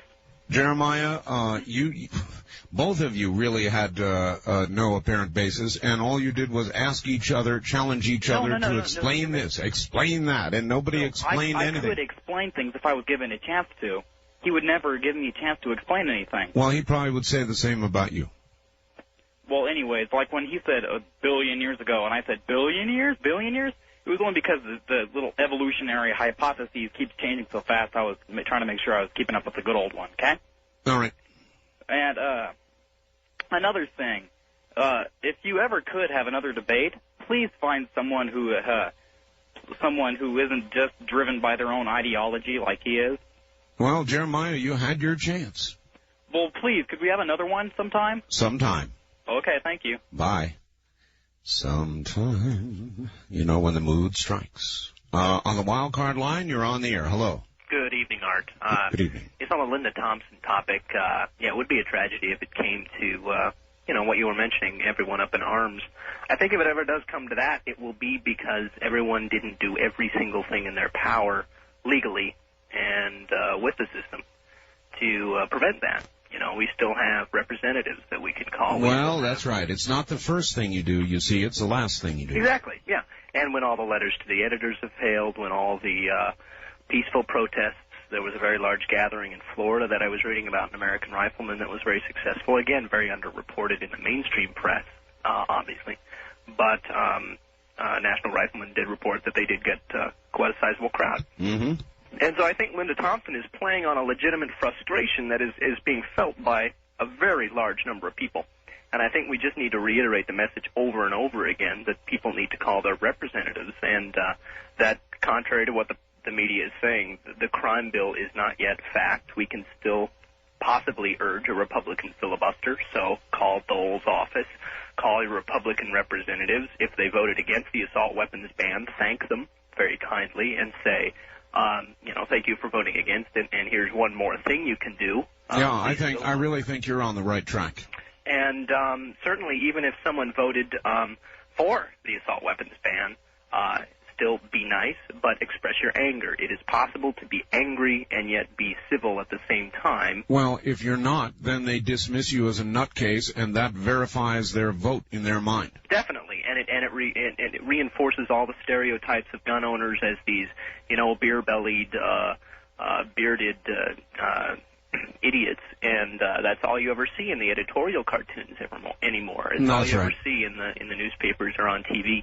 Is the negative stereotypes. That's right, and if Linda Thompson actually were to do what she said she was going to do, that act also would reinforce everything they're doing. Definitely, yeah. Do everything in your power. Call the shows like this one, fax, write, and follow up your letters with calls to your representatives. Do it, folks. Every single one of you. Join organizations like the NRA. Even if you don't think they're doing everything in their power, join another group that you do feel is doing more. I'm really, really ticked off at the NRA, but I am a member. Yeah, likewise. All right, sir. Where are you? I'm in Portland, Oregon. Portland. All right, KEX. Thank you very much for the call.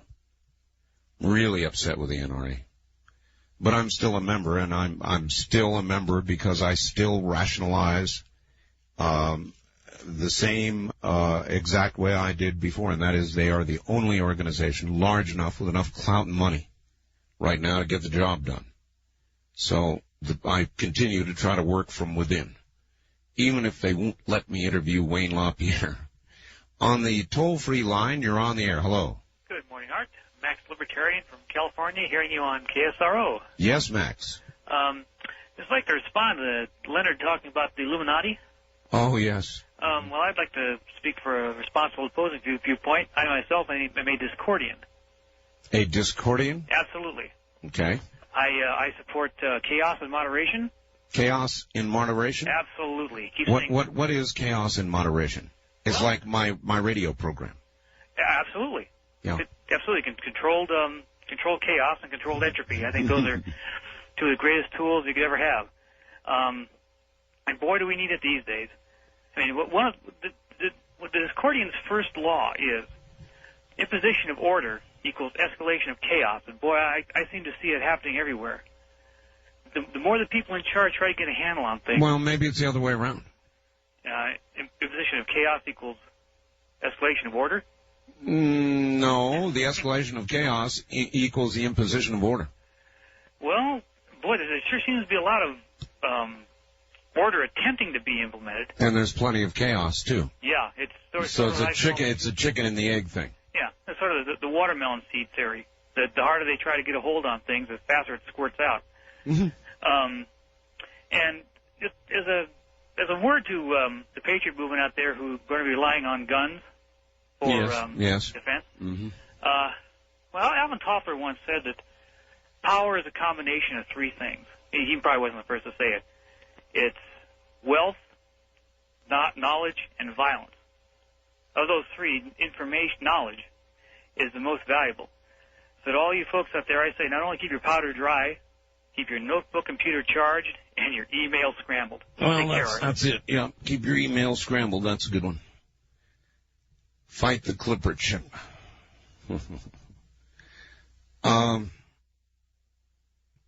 Well, let's just go on to the next call. On the first-time caller line, you're on the air. Hello. Hello there. Going once. Going twice. Going three times. What a waste of money. On the wild card line, you're on the air. Hello. Good morning from Seattle. Well, hello there. I'd like to open with a song that I think I just heard a little bit ago on the radio. Jeremiah was a bullfrog.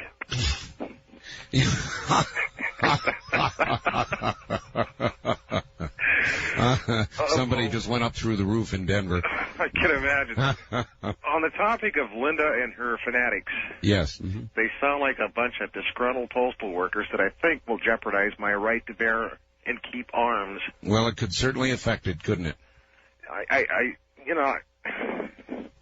I think the government should step in before anything happens, because it will happen. It is my view, too, but the question is, when should it be done? If they go rushing in after her right now, then they have martyred her. And that's a consideration. I mean, it is a political consideration, isn't it? Well, I think they should at least go and take her guns away, because she's proven herself mentally unstable, therefore should not have the right to have one. Well, again... Take her guns away. Tough. It's tough. No, that's not going to do any good. That's more martyrdom. Somehow or another. And I really don't know how they can handle it. Put yourself. It's an interesting perspective. If you were the government and you heard all this was being planned, what would you do? I would prepare for it, for one thing. With what? Force? And what else? Yes, force. So, then then you would not stop all of this before it. That's what I think I try to do, though, is nip it in the bud beforehand if possible. Either sitting down and talking with her and demand that she get on the air and call off her little march to Washington, at least an armed march, because it's just going to backfire. They're going to stomp her into the ground, and she's going to screw up the rights of everybody that owns the gun, because Sarah Beatty is just probably drooling with the thought of this happening. I know. So they better think twice. Thank you, sir. Thank you. Bye. I agree with that. But if you put yourself in the position of the government, even this one, what would you do? I mean, if you go in and stop it or take some drastic action now, you martyr her, and then you've really got a situation. So, and yet you've got to stop it before it really gets out of hand.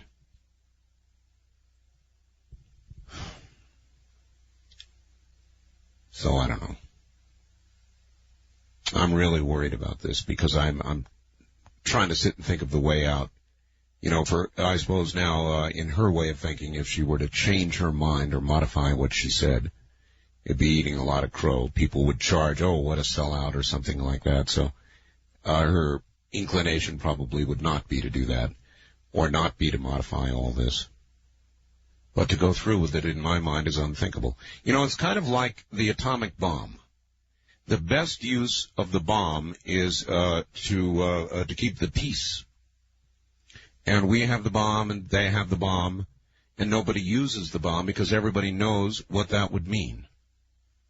And so it is with most force. The most effective use of it is perhaps its implied threat, but not its actual use. That's catastrophic. On the wild card line, you're on the air.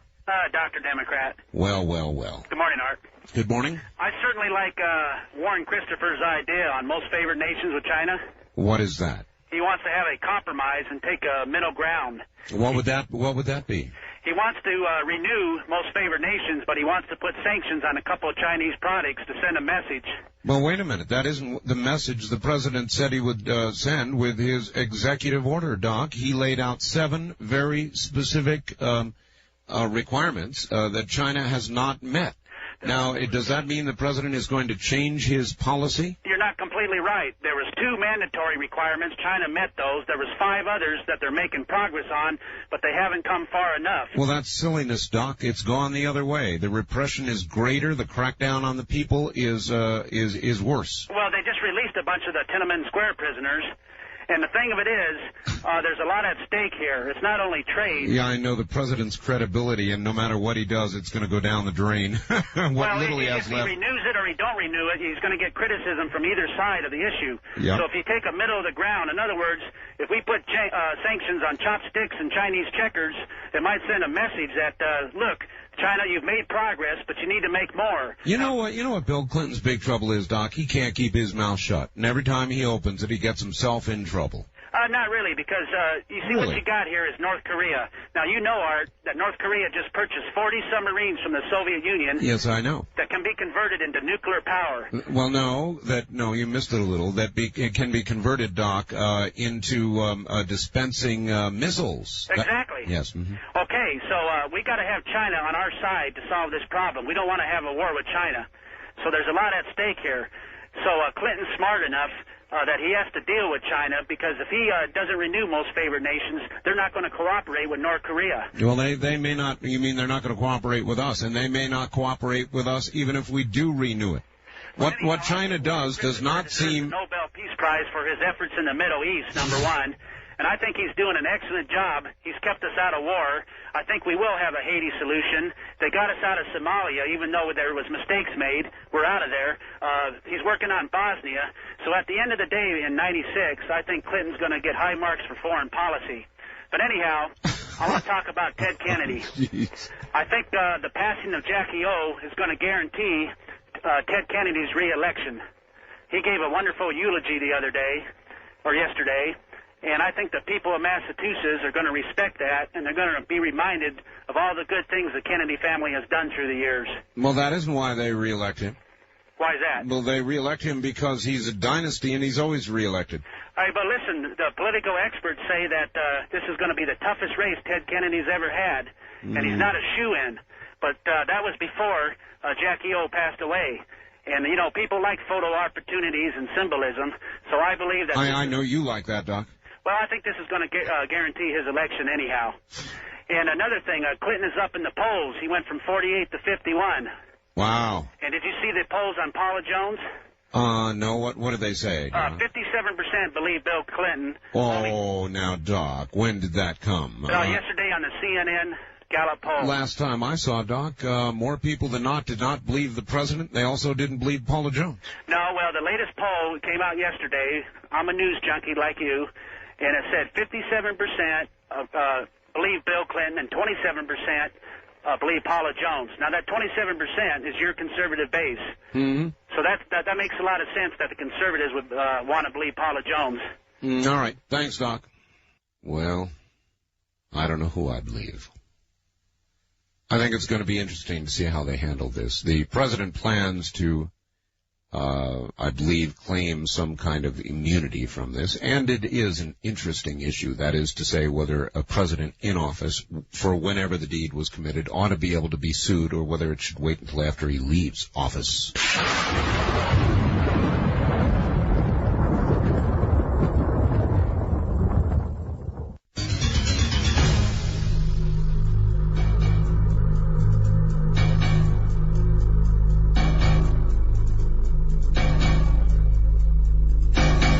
Toll-free line, you're on the air. Good morning. Yeah, Mr. Bill. Hi. Yeah, this is Ed from Alaska, Canadian country. Hello, Ed. Yeah, I'd just like to say that Charlie and those other guys, I don't know what planet they came from, but they need to go back to it. I keep hearing all this thing about gun control and revolutions and overthrowing the government and stuff like that. And I believe in a political system. I vote. I do that, but I don't see it doing us any good. I think this nation went wrong when it lost its moral fiber, and we did that when we put Bill Clinton in office. Well, you think a revolution would bring back our moral fiber? Well, I don't call for that. I see it happening, and I've prepared for it.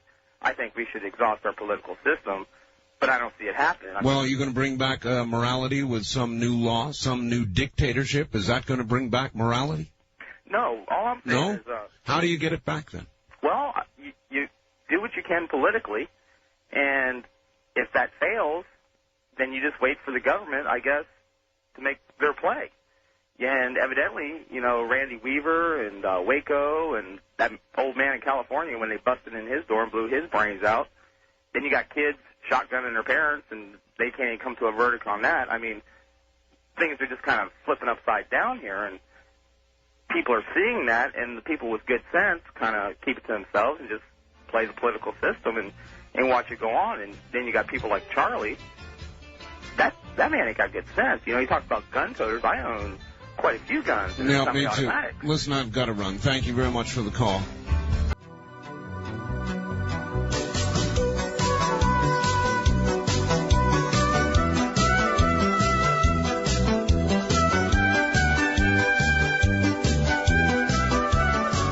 Premier Networks presents Art Bell, Somewhere in Time. Tonight featuring Coast to Coast AM from May 23rd, 1994.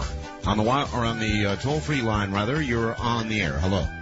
Good morning, Mr. Bell. This is a socialist from Kansas City. Kansas City. Yes, indeed. How are you doing, buddy? I'm fine.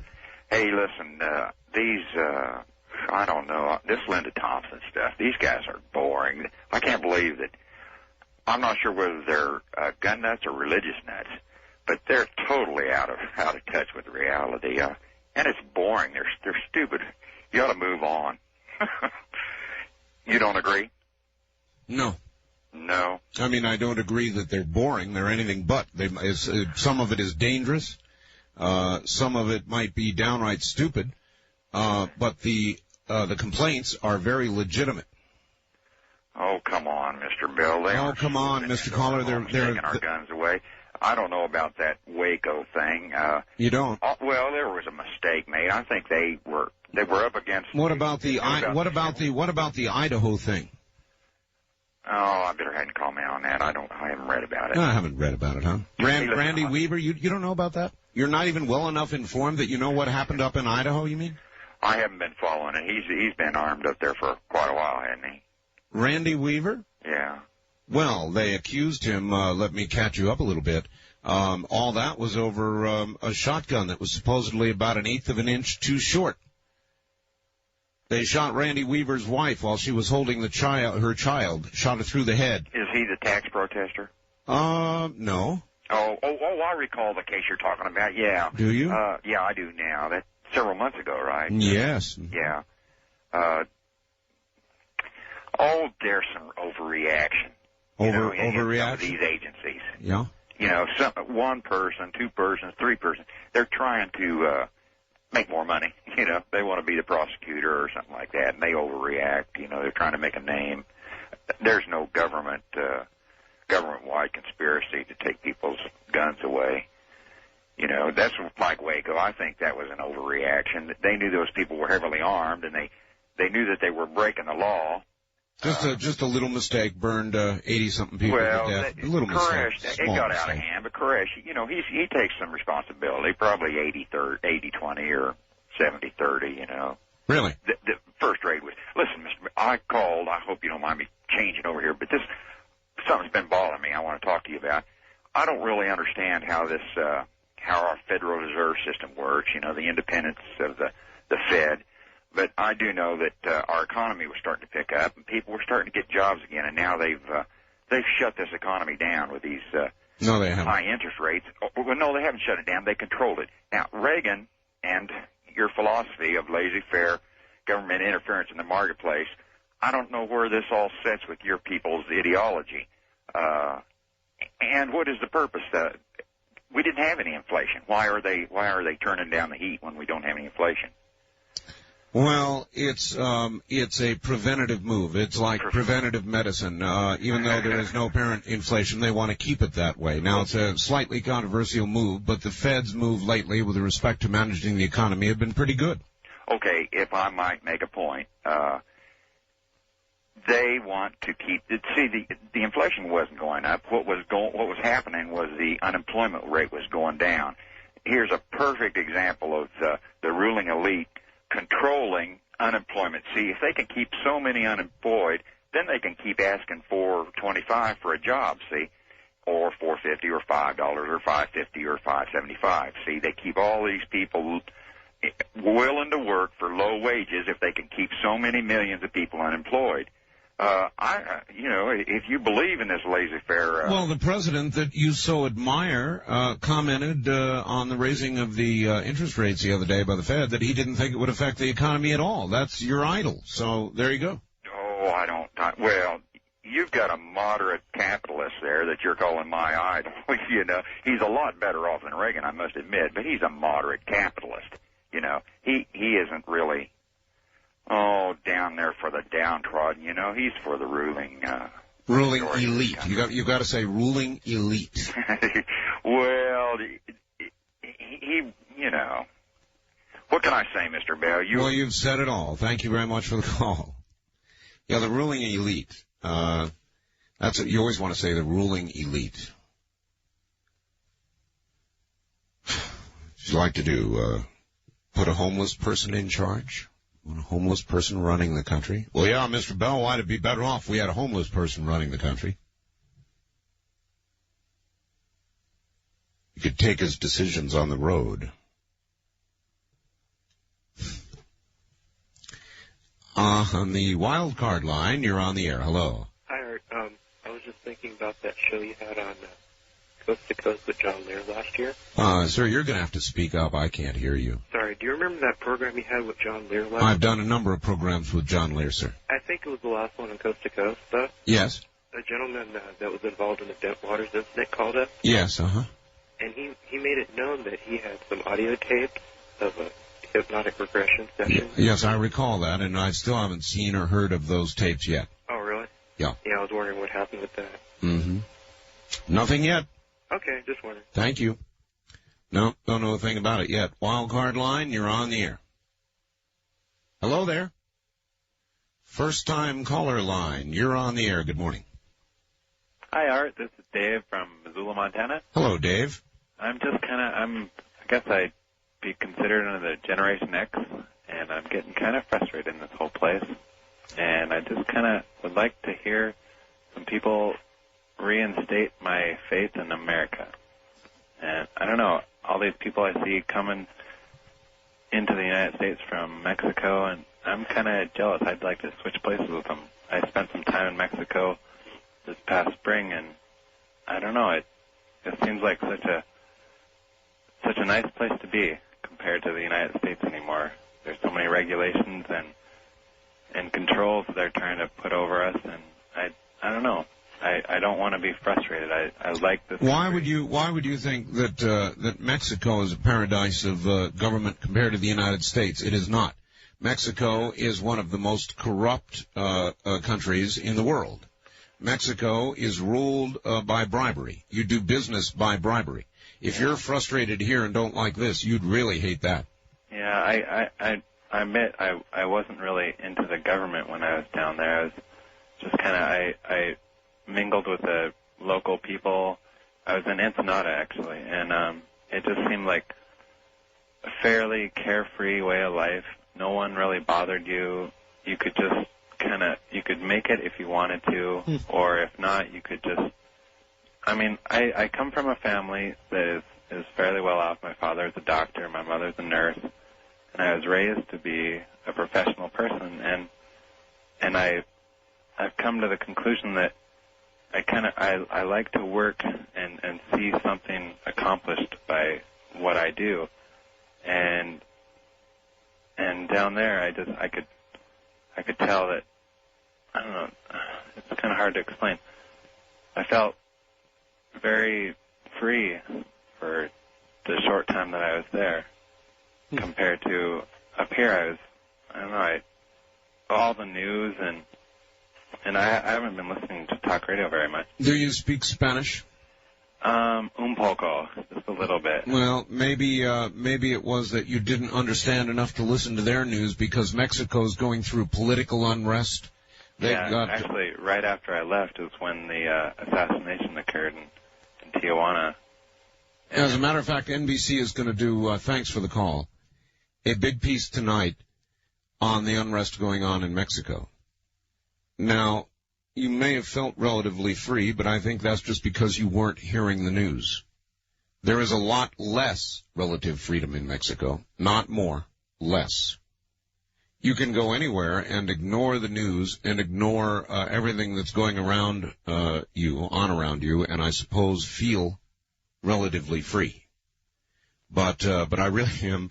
I'm here to tell you that there's a lot more freedom here than there is there. I don't exactly know where people get these ideas. Let's see. On the first-time caller line, you're on the air.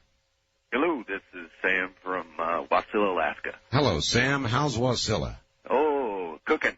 That'd be Keni. Right. Yes, sir. Yeah, first time I've gotten a chance to get on your line. Thanks much. Your buddies, Dr. Democrat and the socialist from Kansas? Yes. Mm-hmm. They remind me of guys that'd be willing to throw into a tiger cage, and bit by bit they would feed themselves to appease it. Yeah, they might. Why that poor tiger, that hungry tiger, I need to share. Here, have some more of my left arm. Yeah, be willing to give up anything and everything. Yep. Yeah, listening to Linda, of course, I share a lot in heart and spirit with what she's saying, but I think that what we're really seeing is just total. We're at a critical mass where we're about to implode on ourselves. I mean, you look at the Federal Reserve, you look at the Clintons, you look at everything going about, and it's almost at a point just to jump ship and each man for himself. I'm afraid that's what's going to happen, only because you have educational system just falling to pieces and all that. And I don't know what to say other than just Americans to try and keep as much together and try to keep the faith in the country. But there's got to be something bigger and better, which, that's got to be God Almighty. But, that's where we're all left with. All right, sir. Well, it's not such a bad thing to be left with. Thank you very much.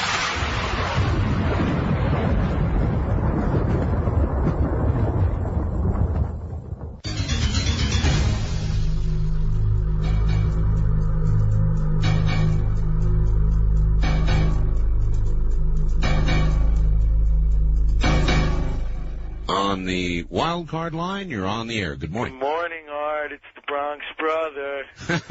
Hello. How you doing? You know the moon is almost full, right? Yeah, I know. Everyone's getting through this morning. I know.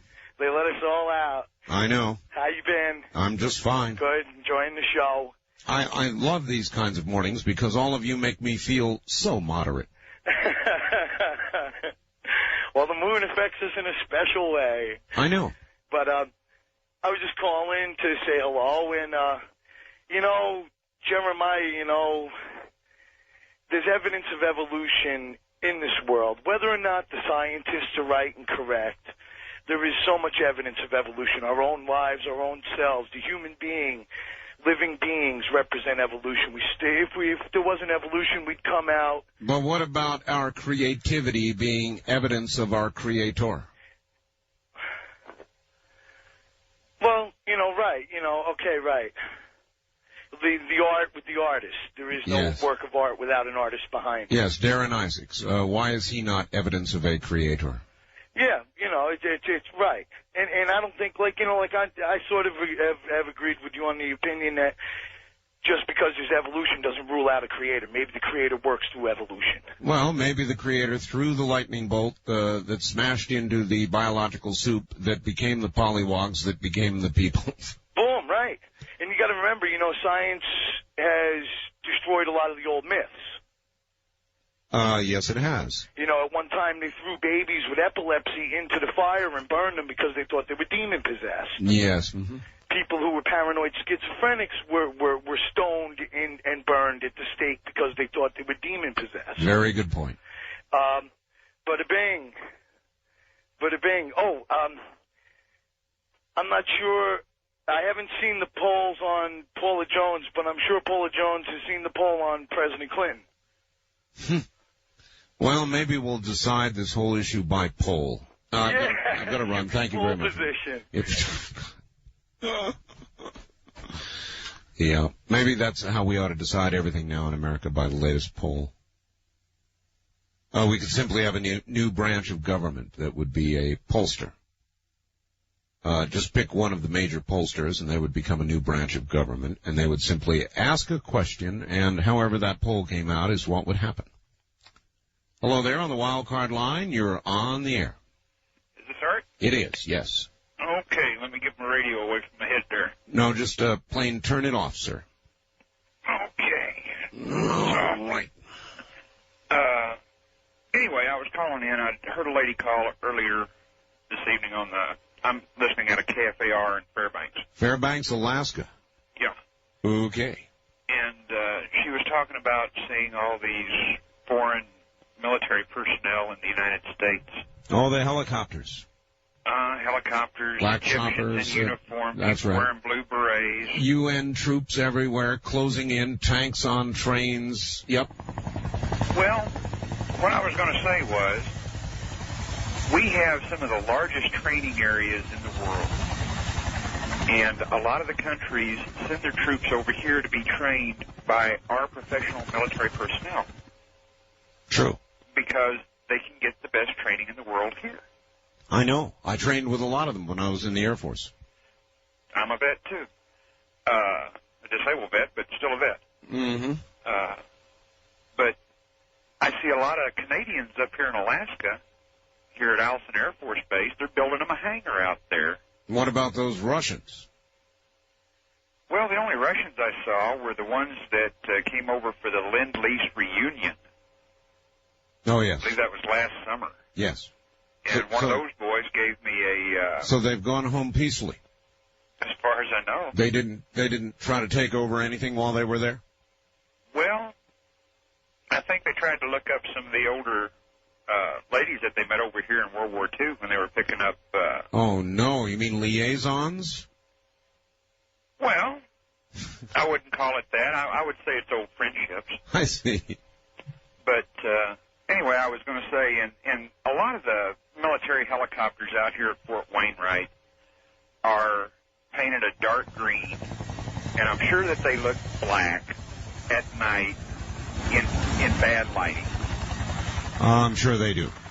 And if they're on training maneuvers, they might not have their lights on. Well, that's right. All right, sir, I've got to run. Thank you very much for yet another helicopter call. And on the toll-free line, you're on the air. Good morning, Phoenix. Well, good morning, sir.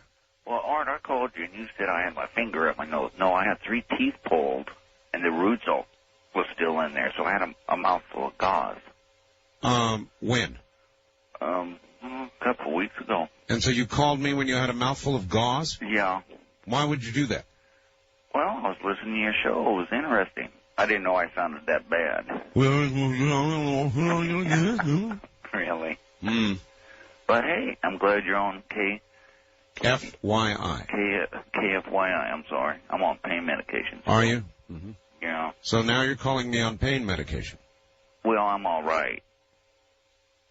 What are you going to be calling me from an oxygen tent next? Oh, I hope not. I hope not, too. Oh, my God, I never thought about that. But hey, about this Linda Thompson. Yes? You know, we got to do something.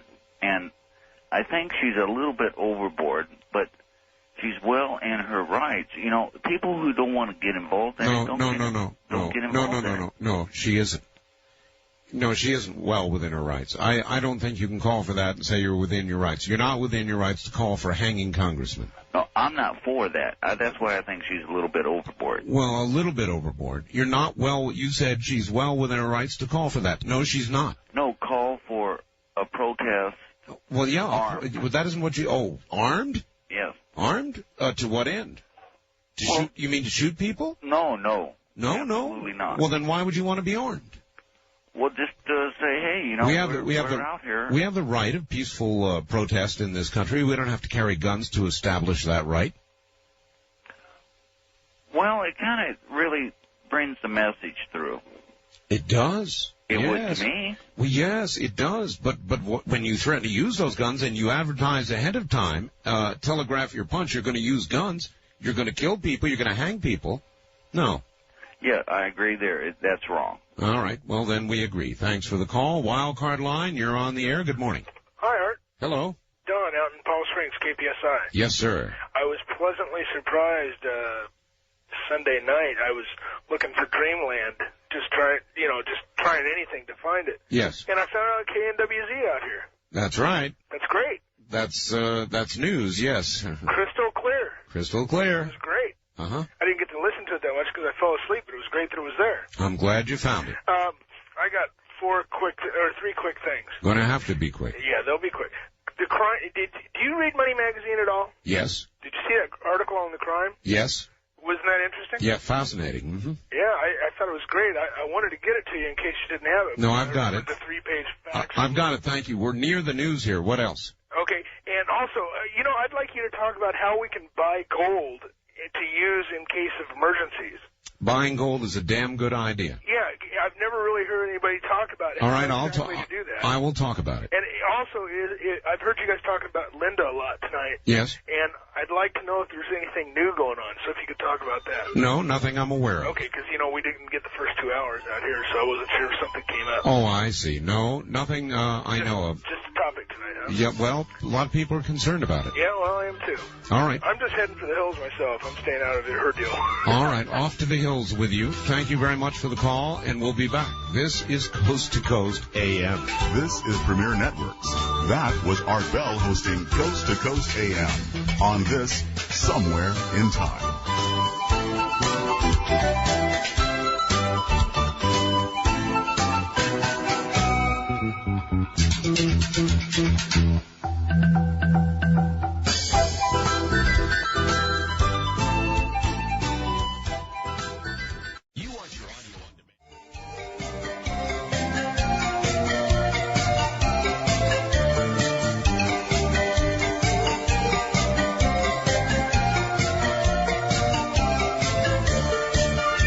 Somewhere in Time with Art Bell continues, courtesy of Premier Networks. Good morning, everybody. A little bit after 3 o'clock in the morning on the East Coast. Don't know what it is where you are, but it's the middle of the night here. And the moon is full, and we can feel it. And on the wild card line, you're on the air. Hello. Yeah, good morning, Art. This is Sean calling from Last Best Place. Missoula, Montana? You got it. All right. Well, I'm not exactly in Missoula, but anyways, one thing I wanted to talk about was my friend Dave that called up tonight. Dave? Yeah. I vaguely remember Dave. Well, anyways, he was calling about saying how he wanted to move to Mexico. Oh, now I remember Dave, yes. Yeah, and I really don't necessarily disagree with him. Why? Why? Why is Mexico better? Well, Mexico's, you can live a lot cheaper than you can in the United States. I mean, I'm working really hard for what I have here, trying to pay my rent, trying to pay my bills, trying to pay my taxes, and it just doesn't seem like I'm getting anywhere. Well, where are you going to get income in Mexico? I can open up a business down there a lot cheaper than I could ever think about opening a business in the United States right now. Well, that's probably true. But the standard of living in Mexico is much lower. The standard of living is much lower, but depending on what your income is. If you have some money, say, like, for instance, I make $10,000 a year here in the United States. That's below the poverty line. Right, but that's working full-time all the time. Well, what makes you think you could make even that much in Mexico? Well, if I had the basic amount of income that I have here in the United States and went down to Mexico, well, sure, yeah, that's a lot better. That's true, but if wishes were fishes, you wouldn't. The jobs there are not as plentiful as they are here. No, but you have not noticed, Sean, too many people breaking out of the United States and running across the border into the middle of traffic in Mexico to get entrance. Well, yeah, but why do you suppose that is? Well, a lot of people want to go down there and make some money. Well, then they could do that. Nothing stops you. Right, and that's what I'm saying. It's a lot easier to start a business in Mexico than it is in the United States. Well, when you get there, try and hear me on KDWN. They come in down in Mexico very well. K-Don? Mm-hmm. Oh, really? Well, yeah, I used to get K-Don. I get a lot of mail from Mexico. Do you know why, Sean? Why? Because the telephone system is so bad in Mexico, people can't call me. Right. Well, I mean, I would love to keep my jobs here in the United States. Well, I Sean, would love to do that, but... If wishes were fishes. Well, if wishes were fishes, yes, but exactly. I mean, it's really hard these days to keep a job in the United States. I mean, look at the EPA, what they're saying, what we cannot do and cannot do, and what we can do, and then look at my guess, workman's comp. Sean, my guess would be the EPA is not stopping you from making $15,000 or $20,000 or even $30,000 if you're capable of it. Well, if we're capable of it, but I mean, it's like, okay, say, for instance, if you're a logger, and you went out there logging, and then all of a sudden the EPA comes in there and says... Are you a logger? No, I'm not a logger, but I understand that aspect of logging. And here in Montana, we've had a lot of people that have been losing their jobs here because of EPA... That's true. Stuff that they're saying, well, come in here, you can log this, and you can't log this, we're going to cut off this. Yes. And it's the same way with different kinds of the manufacturing jobs that are left in the United States. I mean... Well, Sean, I'm out of time. Okay. All right? All right. Hasta la vista, Sean. Let's see. Wildcard line 3, you're on the air. Hello. Hello, Art. This is Kurt calling from KBI. Hello, Kurt. I just wanted to say, first of all, I certainly hope that September the 19th is not a full moon like tonight. It is, though. It is? Yeah. Somebody called earlier and said September the 19th is a full moon. Well, that makes sense. Well, yeah, maybe it does. I wanted to ask you, what was it exactly that Hilary Clinton had said? I hadn't heard anything before. She did not say anything. What we have here is the White House has put up a balloon. They do that. They leak things out in order to get a reaction. And they're going to get a reaction to this one. It is that the White House operatives are saying that Hillary Clinton may indeed succeed the president, may run for president. But you mean run against Bill Clinton? No. No. That's an interesting idea.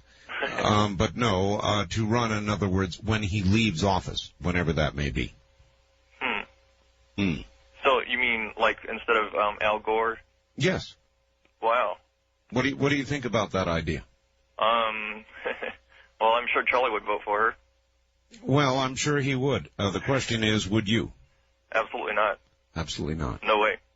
What do you think? What do you think Hillary Clinton's America would be like? Wow.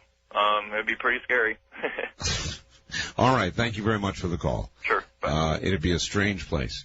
Close your eyes and try and imagine America after, say, 7 years of Hillary Clinton. Wildcard line, you're on the air. Hello. Hello, Art. I'm calling from Reno. Reno, yes. And I have a news blackout I want to ask you about, and then another news item. Let's see, 2 Sundays ago on our ABC News, about 4 o'clock, 5 o'clock, and 6 o'clock in the morning, they did a blackout, a news blackout, about a city or small town in South Africa, where the whole town was burned up by the federal troops. I hadn't heard about this. That touched off, the federal troops took a whole bunch of tires, put them on fire, gathered up all the people, I guess, screaming and hollering, threw them in the fire. Now, it was rumored to me that they were Zulus. And I'm sorry, I haven't heard anything about this. Yeah, well, it was a news blackout, and I haven't heard anything else about it from NPR or anything. It was, and in fact, there was even an eyewitness account on the news talking about what he saw, and he couldn't believe what he was seeing. that ran about 3 times between those 3 hours. And I thought it was kind of very strange. Well, there are stories like that run and then get dropped for whatever reason. And one way to combat that and to get information is to get shortwave. Yeah. And another thing was, all today I had heard about this in England. It was like a bacteria called either Staphylococcus or Streptococcus in the medical, one of the medical universities. They've had 6 people die of this very strange, they call it a mutated bacteria of the Staphylococcus or Streptococcus. And it starts off like gangrene. Right, and gangrene. within 24 hours it spreads all over your body. Sounds and the bad. people die. Oh, gee. And sounds like that The was Stand. all over the news today All right. on ABC. Really? Uh-huh, On ABC Radio? ABC News on KOH. On KOH, all right. Uh-huh. All right, thank you. Anybody else able to confirm that one? No, I hadn't heard about that. A new virus, huh? Of some kind. I did, by the way, I saw the rest of The Stand. I had taped The Stand, and my assessment of it is that I liked the first episode much better than the succeeding episodes. I thought the first night was staggeringly well done. I thought the successive nights degenerated somewhat. It was nevertheless a good story, and I enjoyed it. But I think it could have been done... Well, maybe not. I mean, if you accept it for what it was, entertainment, then it's fine. But the first night sort of almost went beyond just sheer entertainment, and it degenerated from that point. But the first night I thought was incredible. And that's the way it could happen. Make no mistake about it, to kind of punctuate this last call. On the wild card line, you're on the air. Hello. Hello. Yes, sir. Where are you? From Missoula, Montana, calling on KGBO. Yes, sir. First of all, that lady that just called about the disease that's killing people. Yes. I just heard it. I've heard it 2 or 3 times on the news on the top of the hour during your program. Okay. What news do you run there in Missoula? I'm trying to think. I don't know what the network is. It's one of the network news. Okay, well, it is not a surprising story. Our own CDC has been telling us, look out, because things like this are a-coming. Scary. It is scary. And if you saw The Stand, did you? No, I did not. Uh-huh. Well... Don't watch much TV. I see. Well, I don't either, but that's one that I happened to catch because I read the book and I loved it. And it played on exactly this theme, or that a biological menace got loose and literally wiped out the world. Could happen. Good timing. I mean, they put it on the air right at the right time, huh? Yeah. Hey, I got something else. In the Missoulian for today, 24th, there's an article on the front page, UN works for global gun control. Have you heard of this? No, what does it say, roughly? So quietly that even the gun lobby hasn't noticed, the United Nations is beginning to set its sights on global gun control. That's the first paragraph. UN Disarmament Commission has adopted a working paper, blah, blah, blah. They're basically trying to worldwide control. Yeah. You know, my mama used to tell me when I'd put a whole bunch of food in front of me that my eyes were bigger than my stomach. Your mom ever tell you that? Oh, yeah. Well, that's what I'd say to the UN. If they think they're going to disarm the world, they can't even get control of little bitty countries where they're messing around. Not even little bitty ones and little bitty wars. And what do they think they're going to do? Come take our guns? That's a laugh. Well, the way I look at it is they have been a laugh for so long, but if they are really going to get serious, and Clinton and the other elites in the U.S. are going to work towards that too, this country can change that laughing stock into a power, and that's what scares me. Well, you're absolutely right about that, but even Clinton's having second thoughts about participating in the UN adventures these days. They made a comment today. Tomorrow he'll be all behind it. He can't keep on the subject. Yeah, well, you've got a good point there, sir. Thank you very much.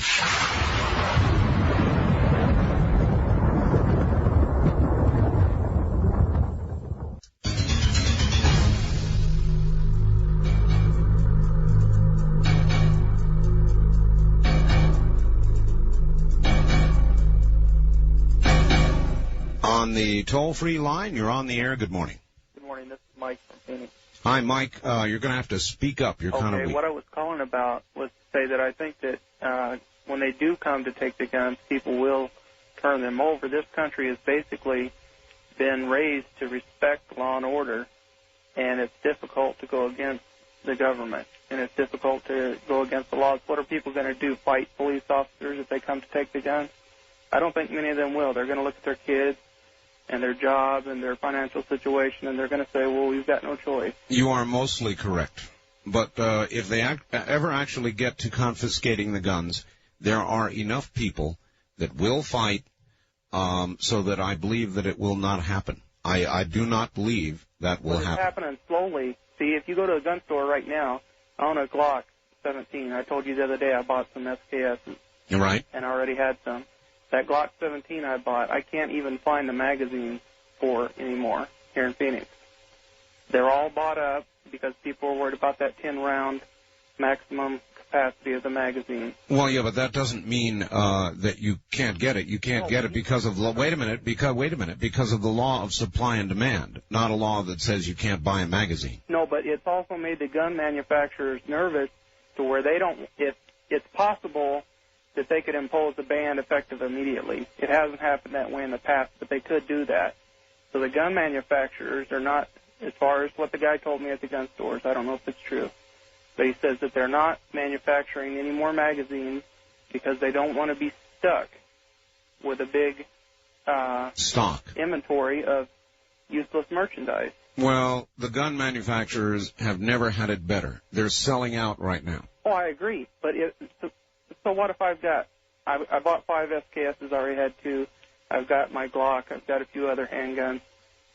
If I can't get ammunition or if I can't get magazines or spare parts, what good are they? Well, that's right. All right. That's what I'm saying. It's happening step by step, and people aren't really aware. All right, but the fact is, wait a minute. It's not happening. The only thing that's happening is that all of this stuff is selling out. You're saying it's happening. It's not happening. No, the government hasn't banned it. What I mean is they're getting more support. The NRA's been ineffective of late. Bob Dole caved in on the Brady bill after saying that he wouldn't. I know. And then the next day, all of a sudden, he changed his mind. I know. This is the last. This is the last straw. We're not accepting anymore. Well, a pox on Bob Dole. All right. Thank you. A pox on Bob Dole for that. But to translate it to it's already happening, they're taking the guns. They're not. Let's be fair and let's not rush to judgment and say things that simply are not yet true. Maybe it will be. If it will, there's going to be a clash, isn't there? They know that. They must know that. I'm convinced they know that. Banning the importation or manufacture of assault rifles, ridiculous as it is not yet the terrible thing that everybody's fearing. It may become that. We'll have to wait and see, and there's going to be trouble if it does. I am convinced that it will not get to that. They may try, and I'm not saying that some don't have that agenda. I just don't think it's going to come to that. Toll-free line, you're on the air. Good morning, Art. Good morning. It's been a long time since I've talked to you. Well, then, welcome back. And hard to get through to you. Yes.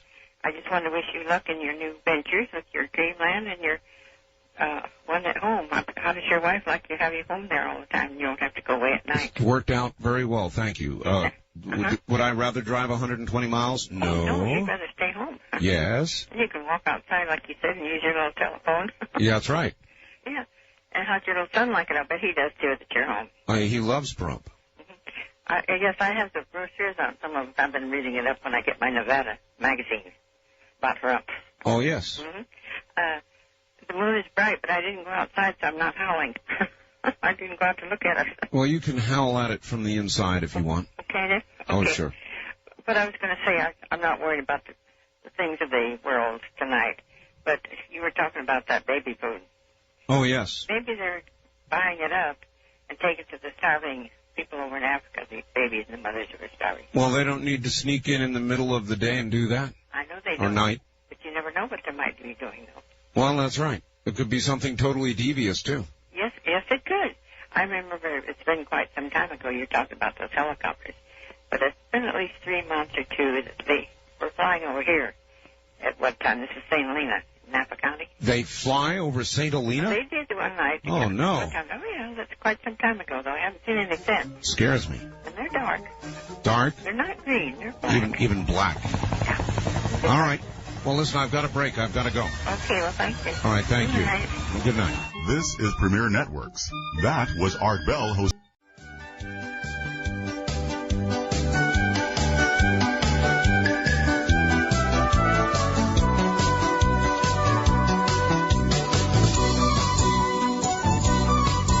You're listening to Art Bell, Somewhere in Time. Tonight featuring Coast to Coast AM from the 23rd of May, 1994. Here I am again. The moon is full and getting just about full anyway, and getting fuller by the second. And I suppose we'll be in for yet another night of this tonight. It's kind of fun, though. I enjoy it when it's either very rough or very weird. That's what talk radio is all about. So whatever it is on any given night is what it is. I read this because so many people are sending me the same thing. You should consider adding a fax modem to your computer. This would allow you to continue receiving faxes, but they would become a computer document, which could be read and then deleted without incurring the fax paper expense. Yes, I know. The reason I have one already, not to worry, the reason that doesn't work is because I use faxes right away. And obviously, when I'm doing the program, I don't have time to sit here going through faxes that are saved in computer memory and then dumping them. There just isn't that time. I've got to have hard copies. There's almost no way around it. So I, too, have thought of that idea and discarded it because of the hard copy problem. I've really got to have an immediate hard copy. And so I don't know what to do about that. We continue to fell trees by the hour as the faxes come in. On the wild card line, you're on the air. Hello. Yes, hello, Art. This is Jeff in Bellevue. How you doing tonight? Just fine, Jeff. Yes, the moon is quite full tonight, isn't it? Oh, yes. Yeah, a couple things. I guess the pressure might be on you. A couple times you may have slipped under the pressure of the moon. The flower company sells carnations, right? The miniature carnations. Miniature Yes. carnation. Okay, yeah. It happened right after the Gold Rose commercial, and kind of mentioned that they sold roses. Oh. So I wasn't quite Well, sure. they don't. And maybe I'm cracking. Yes, they sell miniature carnations, which, by the way, look just like miniature roses. Oh, really? Oh, yeah. Yeah, I'm gonna pick some up for my mother. Her birthday was yesterday. They're beautiful. Also on the magazine issue that the gentleman had brought up earlier. Yes. Underneath the new people crime bill that we have, they also that magazines that hold more than 10 rounds are considered Correct. weapons. Considered weapons? They're considered weapons. I consider them all weapons. Well, no, the magazine, empty by itself, if Well, it holds more than 10 bullets. I suppose even empty, you could club somebody to death with one of them. Yeah, you could probably cut someone really bad with one of those Glock plastic weapons as well. Yeah. Okay, well, thank you very much tonight. Thank you for the call. I hope I said miniature carnations. I usually say miniature carnations. Maybe I had roses on the mind. Doesn't matter. They're miniature carnations, and there are zillions of them. And they do. They look just like, actually, like miniature roses. In a way, they're a little more delicate. You know, there's sort of more to them, but they're smaller. On the wild card line, you're on the air. Hey, Art. This is Roger in Mesa. Hello, Roger in Mesa. You guys are over on KFYI now here. So it would seem. Yeah. Interesting story here that happened to me, as a matter of fact, yesterday. I've got several handguns, and a couple months back I needed a little extra cash, so I had an older Smith & Wesson 357 Magnum that I pawned, you know. Oh, yes, and now you have to fill out papers to get it back. Yeah, I didn't know that. Well, it's true. Yeah, I went to get it out today. I gave him my money, and I have to wait 5 days to get my 357 Magnum back, which I've owned for almost 15 years. I know, it's lunacy, isn't it? Yeah. That's all I wanted to say. I didn't know if anybody else out there knew anything about that. No, I am aware of it. It is true. It's part of the Brady Bill. Yeah, well, I'll tell anybody else out there that if they have to pawn a gun, that's what they're up against. All right, sir. Thank you. Thank you. Bye-bye. Bye-bye. It's true. That's nuts, isn't it? In other words, if you are grandfathered and you already own it. Oh, well. On the first-time caller line, you're on the air. Hello, Art. Hello. How are you today? I am fine. Where are you? Where am I? Well, may I just say, first of all, that I have to turn my radio down. That's probably one of the problems you have on your talk show. And there is a lot of wasted time when people don't answer. You know, I'm listening to the show for many years, and that wastes my time. Where are you? Morro Bay. Morro Bay. Have you called before? Yes, I have. Then you're wasting all of our time because you're on the first-time caller line breaking a rule. I didn't call before today. Well, that's what I said. Have you called before? And you said yes. Well, in years past, I called. Oh, well, then you're not a first-time caller, see? You're not a first-time caller. That's for people who have never called the program before. Now, you did exactly what you accused people of doing. That's right. They waste time if they don't turn down their radio. And if they call a line when other first-time callers could be getting through, then you waste their time. On the wild card line, you're on the air. Hello. Hello, Art. This is KNZR in Bakersfield. Yes, sir. You're technically incorrect about them not confiscating guns. Oh, which ones? Where have they done that? Okay, the ATF reclassified the Street Sweeper and the Striker 12 shotgun as destructive devices. Yes, that is correct. Mm-hmm. And a memo that has leaked out to Gun Week, the weekly gun newspaper. Yes. Is that they have all intentions, if the Feinstein bill becomes law, of classifying those weapons as destructive devices or machine guns. And in some states, you cannot own a destructive device or machine gun, and so they will have to turn those weapons in. Okay. But technically, you see, I was correct, because they haven't done that yet. So technically, I was correct, wasn't I? Well, you haven't as yet done it, put it that way. Well, is that not a rather important distinction? Well, since you talked about technicalities, I would say it's a very important distinction. Okay, I'll agree with that distinction. All I'm saying is that if this bill that passed both House and Senate, both the House and the Senate, and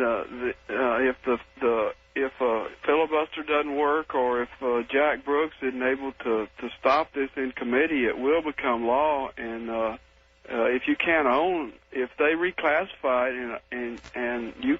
Well, if yes, that's right. Thank you very much for the call. If that happens, if the leaked supposed memo is true, and if they really go out and take guns, then we have a different situation, surely. But the if is an important part. On the first-time caller line, you're on the air. Hello, Art. This is Greta from Honolulu. Hi, Greta. How's Honolulu? Just fine, thank you. I have some news for you that might calm people down out there. Okay. About Linda Thompson. Oh? Yes, I heard this on our talk show down here called Take America Back. Linda Thompson is going to have a trial march on August 14th. Have you heard about that? No, that's a new one. Okay, well, this is what she was telling us about. And not to let her down, because otherwise the march on the 19th of September would fail. So that might be some good news. I don't understand. If not to let her down, or the one on the 19th would fail? Yes, that's what she said. Not to let her down, to come and march on August 14th.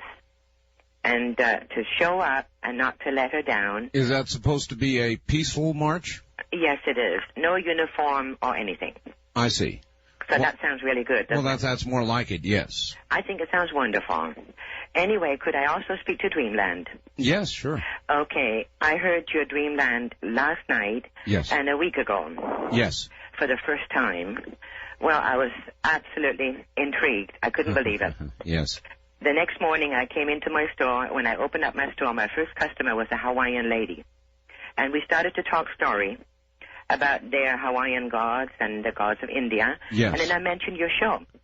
And I'm telling her about the life after. And she stood there and looked at me. She touched my arm and she says, "It's true, Greta. I've been there. I died when I was 23. I had chills up my spine. Many people have done it, ma'am. It's just incredible. I agree. Anyway, I'm glad I got through to talk to you. I'm glad you did, too. And tell everybody in Hawaii about Dreamland. Oh, I will. Unbelievable. Right. Thank you. Bye-bye. Glad you enjoy it. It'll be coming up this next Sunday. It's going to be a particularly interesting program. But I love Dreamland. I love that program. It is sort of a natural, and it's gone wild. And I'll tell you, in the 10 weeks we've been on, Dreamland is already on 52 affiliates and growing by the day. If you don't yet have Dreamland in your market, give your affiliate a call and ask them to get it.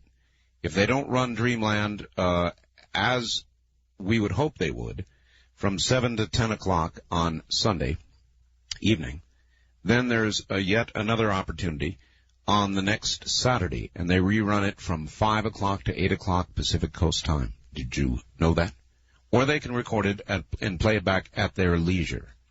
On the toll-free line, you're on the air. No, you're not. On the wild card line, you're on the air. Good morning. Hello, Art. I'm calling from Edmonds in KVI country here, 570. Welcome to the program. Well, I was wondering if you got a letter like I did. I just opened it up today, just received it today, from Wayne LaPierre, National Rifle Association. Yes, I did. It was a special registered letter asking me to join again. And I'm still a member, and I haven't been a member that long, so I'm not sure why he's asking me to renew my membership right now. Well, he doesn't. This one said if you wanted to extend it for another period of time, you could do so, and evidently the rates are going up. Right. But the main gist of his letter, there was a 7-page... Yeah, I read it. He said he had just come back from some conference, and he was all discouraged and blah, blah, blah, right? Yeah. Yeah, I read that. And wanted you to send the postcards to Sam Donaldson, Dan Rather, Tom Brokaw, and USA Today magazines? Right. You know, I wish he'd come on my program. I do, too, and I don't understand why. It would be wonderful publicity for the NRA. I can't figure it. I really, truly can't figure it. We've had everybody I know approach them, and for some reason, they're dead set against it. It is the dumbest thing I've ever heard of. Yeah. What better publicity could you have nationwide? I don't know. This I don't know. crazy situation. That's right. Are you going to send in those cards? I haven't made up my mind yet. Probably. Yeah. Well, I was thinking about sending mine in, too. I'm very, very, very angry with them, but still I view them as the only organization that can really do anything. Well, that's the way I view it, too, and I joined shortly after you did for the same reasons. I figured that there's got to be somebody around to be able to fight this en masse in Congress, and so that's one reason why I joined. I also just wanted to mention, too, on that crazy virus... Yes. That a couple of people had called. I heard that, too. It was either today or yesterday on the radio. I only heard it once. So I didn't, I would need to hear it again to be able to absorb it better. Mm-hmm. But anyway, it sounds terrible. This virus works so fast in just a matter of a few days, it can just practically eat you alive. What did they say? Mankind may not go out with a bang, but a whimper. Yeah. Thank you for the call. Yeah, I'm going to have to get some news on this. I'm sorry I don't have any, and I haven't heard about it. So, sounds awful, doesn't it? A virus, something that causes you to begin to get what appears to be gangrene, and it quickly spreads to your entire body, and that's it. I'm sorry, I'm just hearing about it from the callers. I have not heard the newscast, but I will try and get that information. We'll talk about it tomorrow morning. Not with a bang, but with a whimper.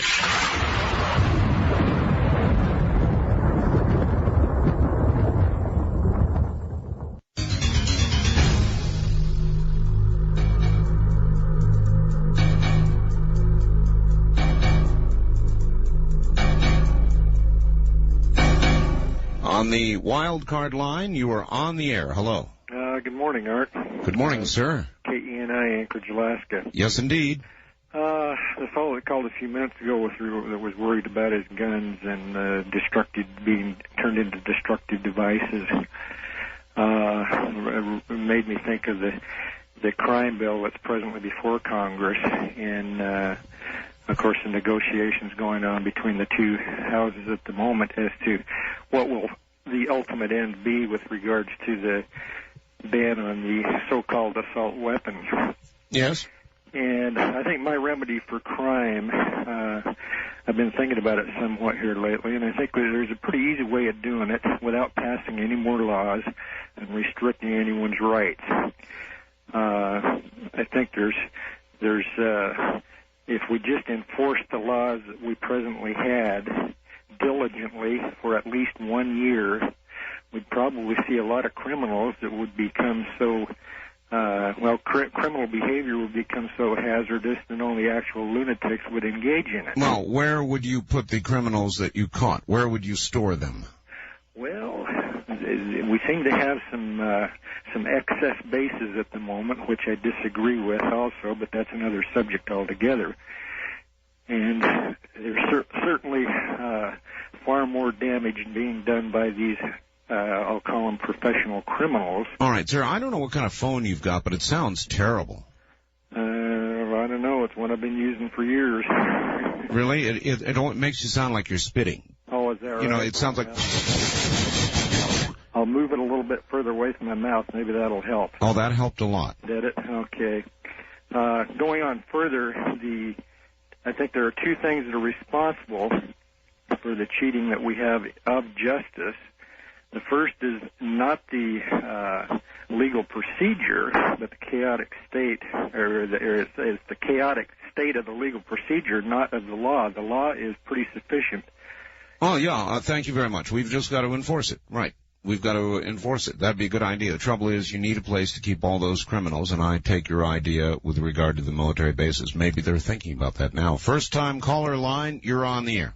Yes, this is Joellen in Albany, Georgia. Well, hello, Joellen. How's Albany, Georgia this morning? Oh, it's cool and it feels great. Good. Got the windows open, enjoying the weather. All right.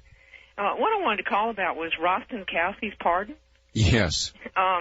You know, Dr. Democrat wanted to do the pardon on the same basis that Nixon was pardoned. Oh, yes. Okay, I'm a right-winger, and but I'll be honest with you. If he'll do it the way Nixon was pardoned, I'll go along with it. First, Nixon has to resign. That's right. And then he has to admit that he did something, first Nixon resigned, and then he had to admit that he did something wrong. So that's what we have to do with Rostenkowski. Well, I even had a better thought. Okay. As long as it could be his last day in office, let it be. Okay. You see what I'm saying?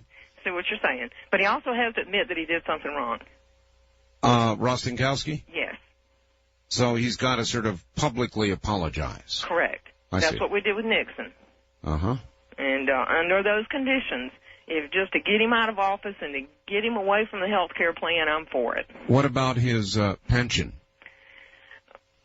Well, he's been in office a long time. I really would let other people make that decision.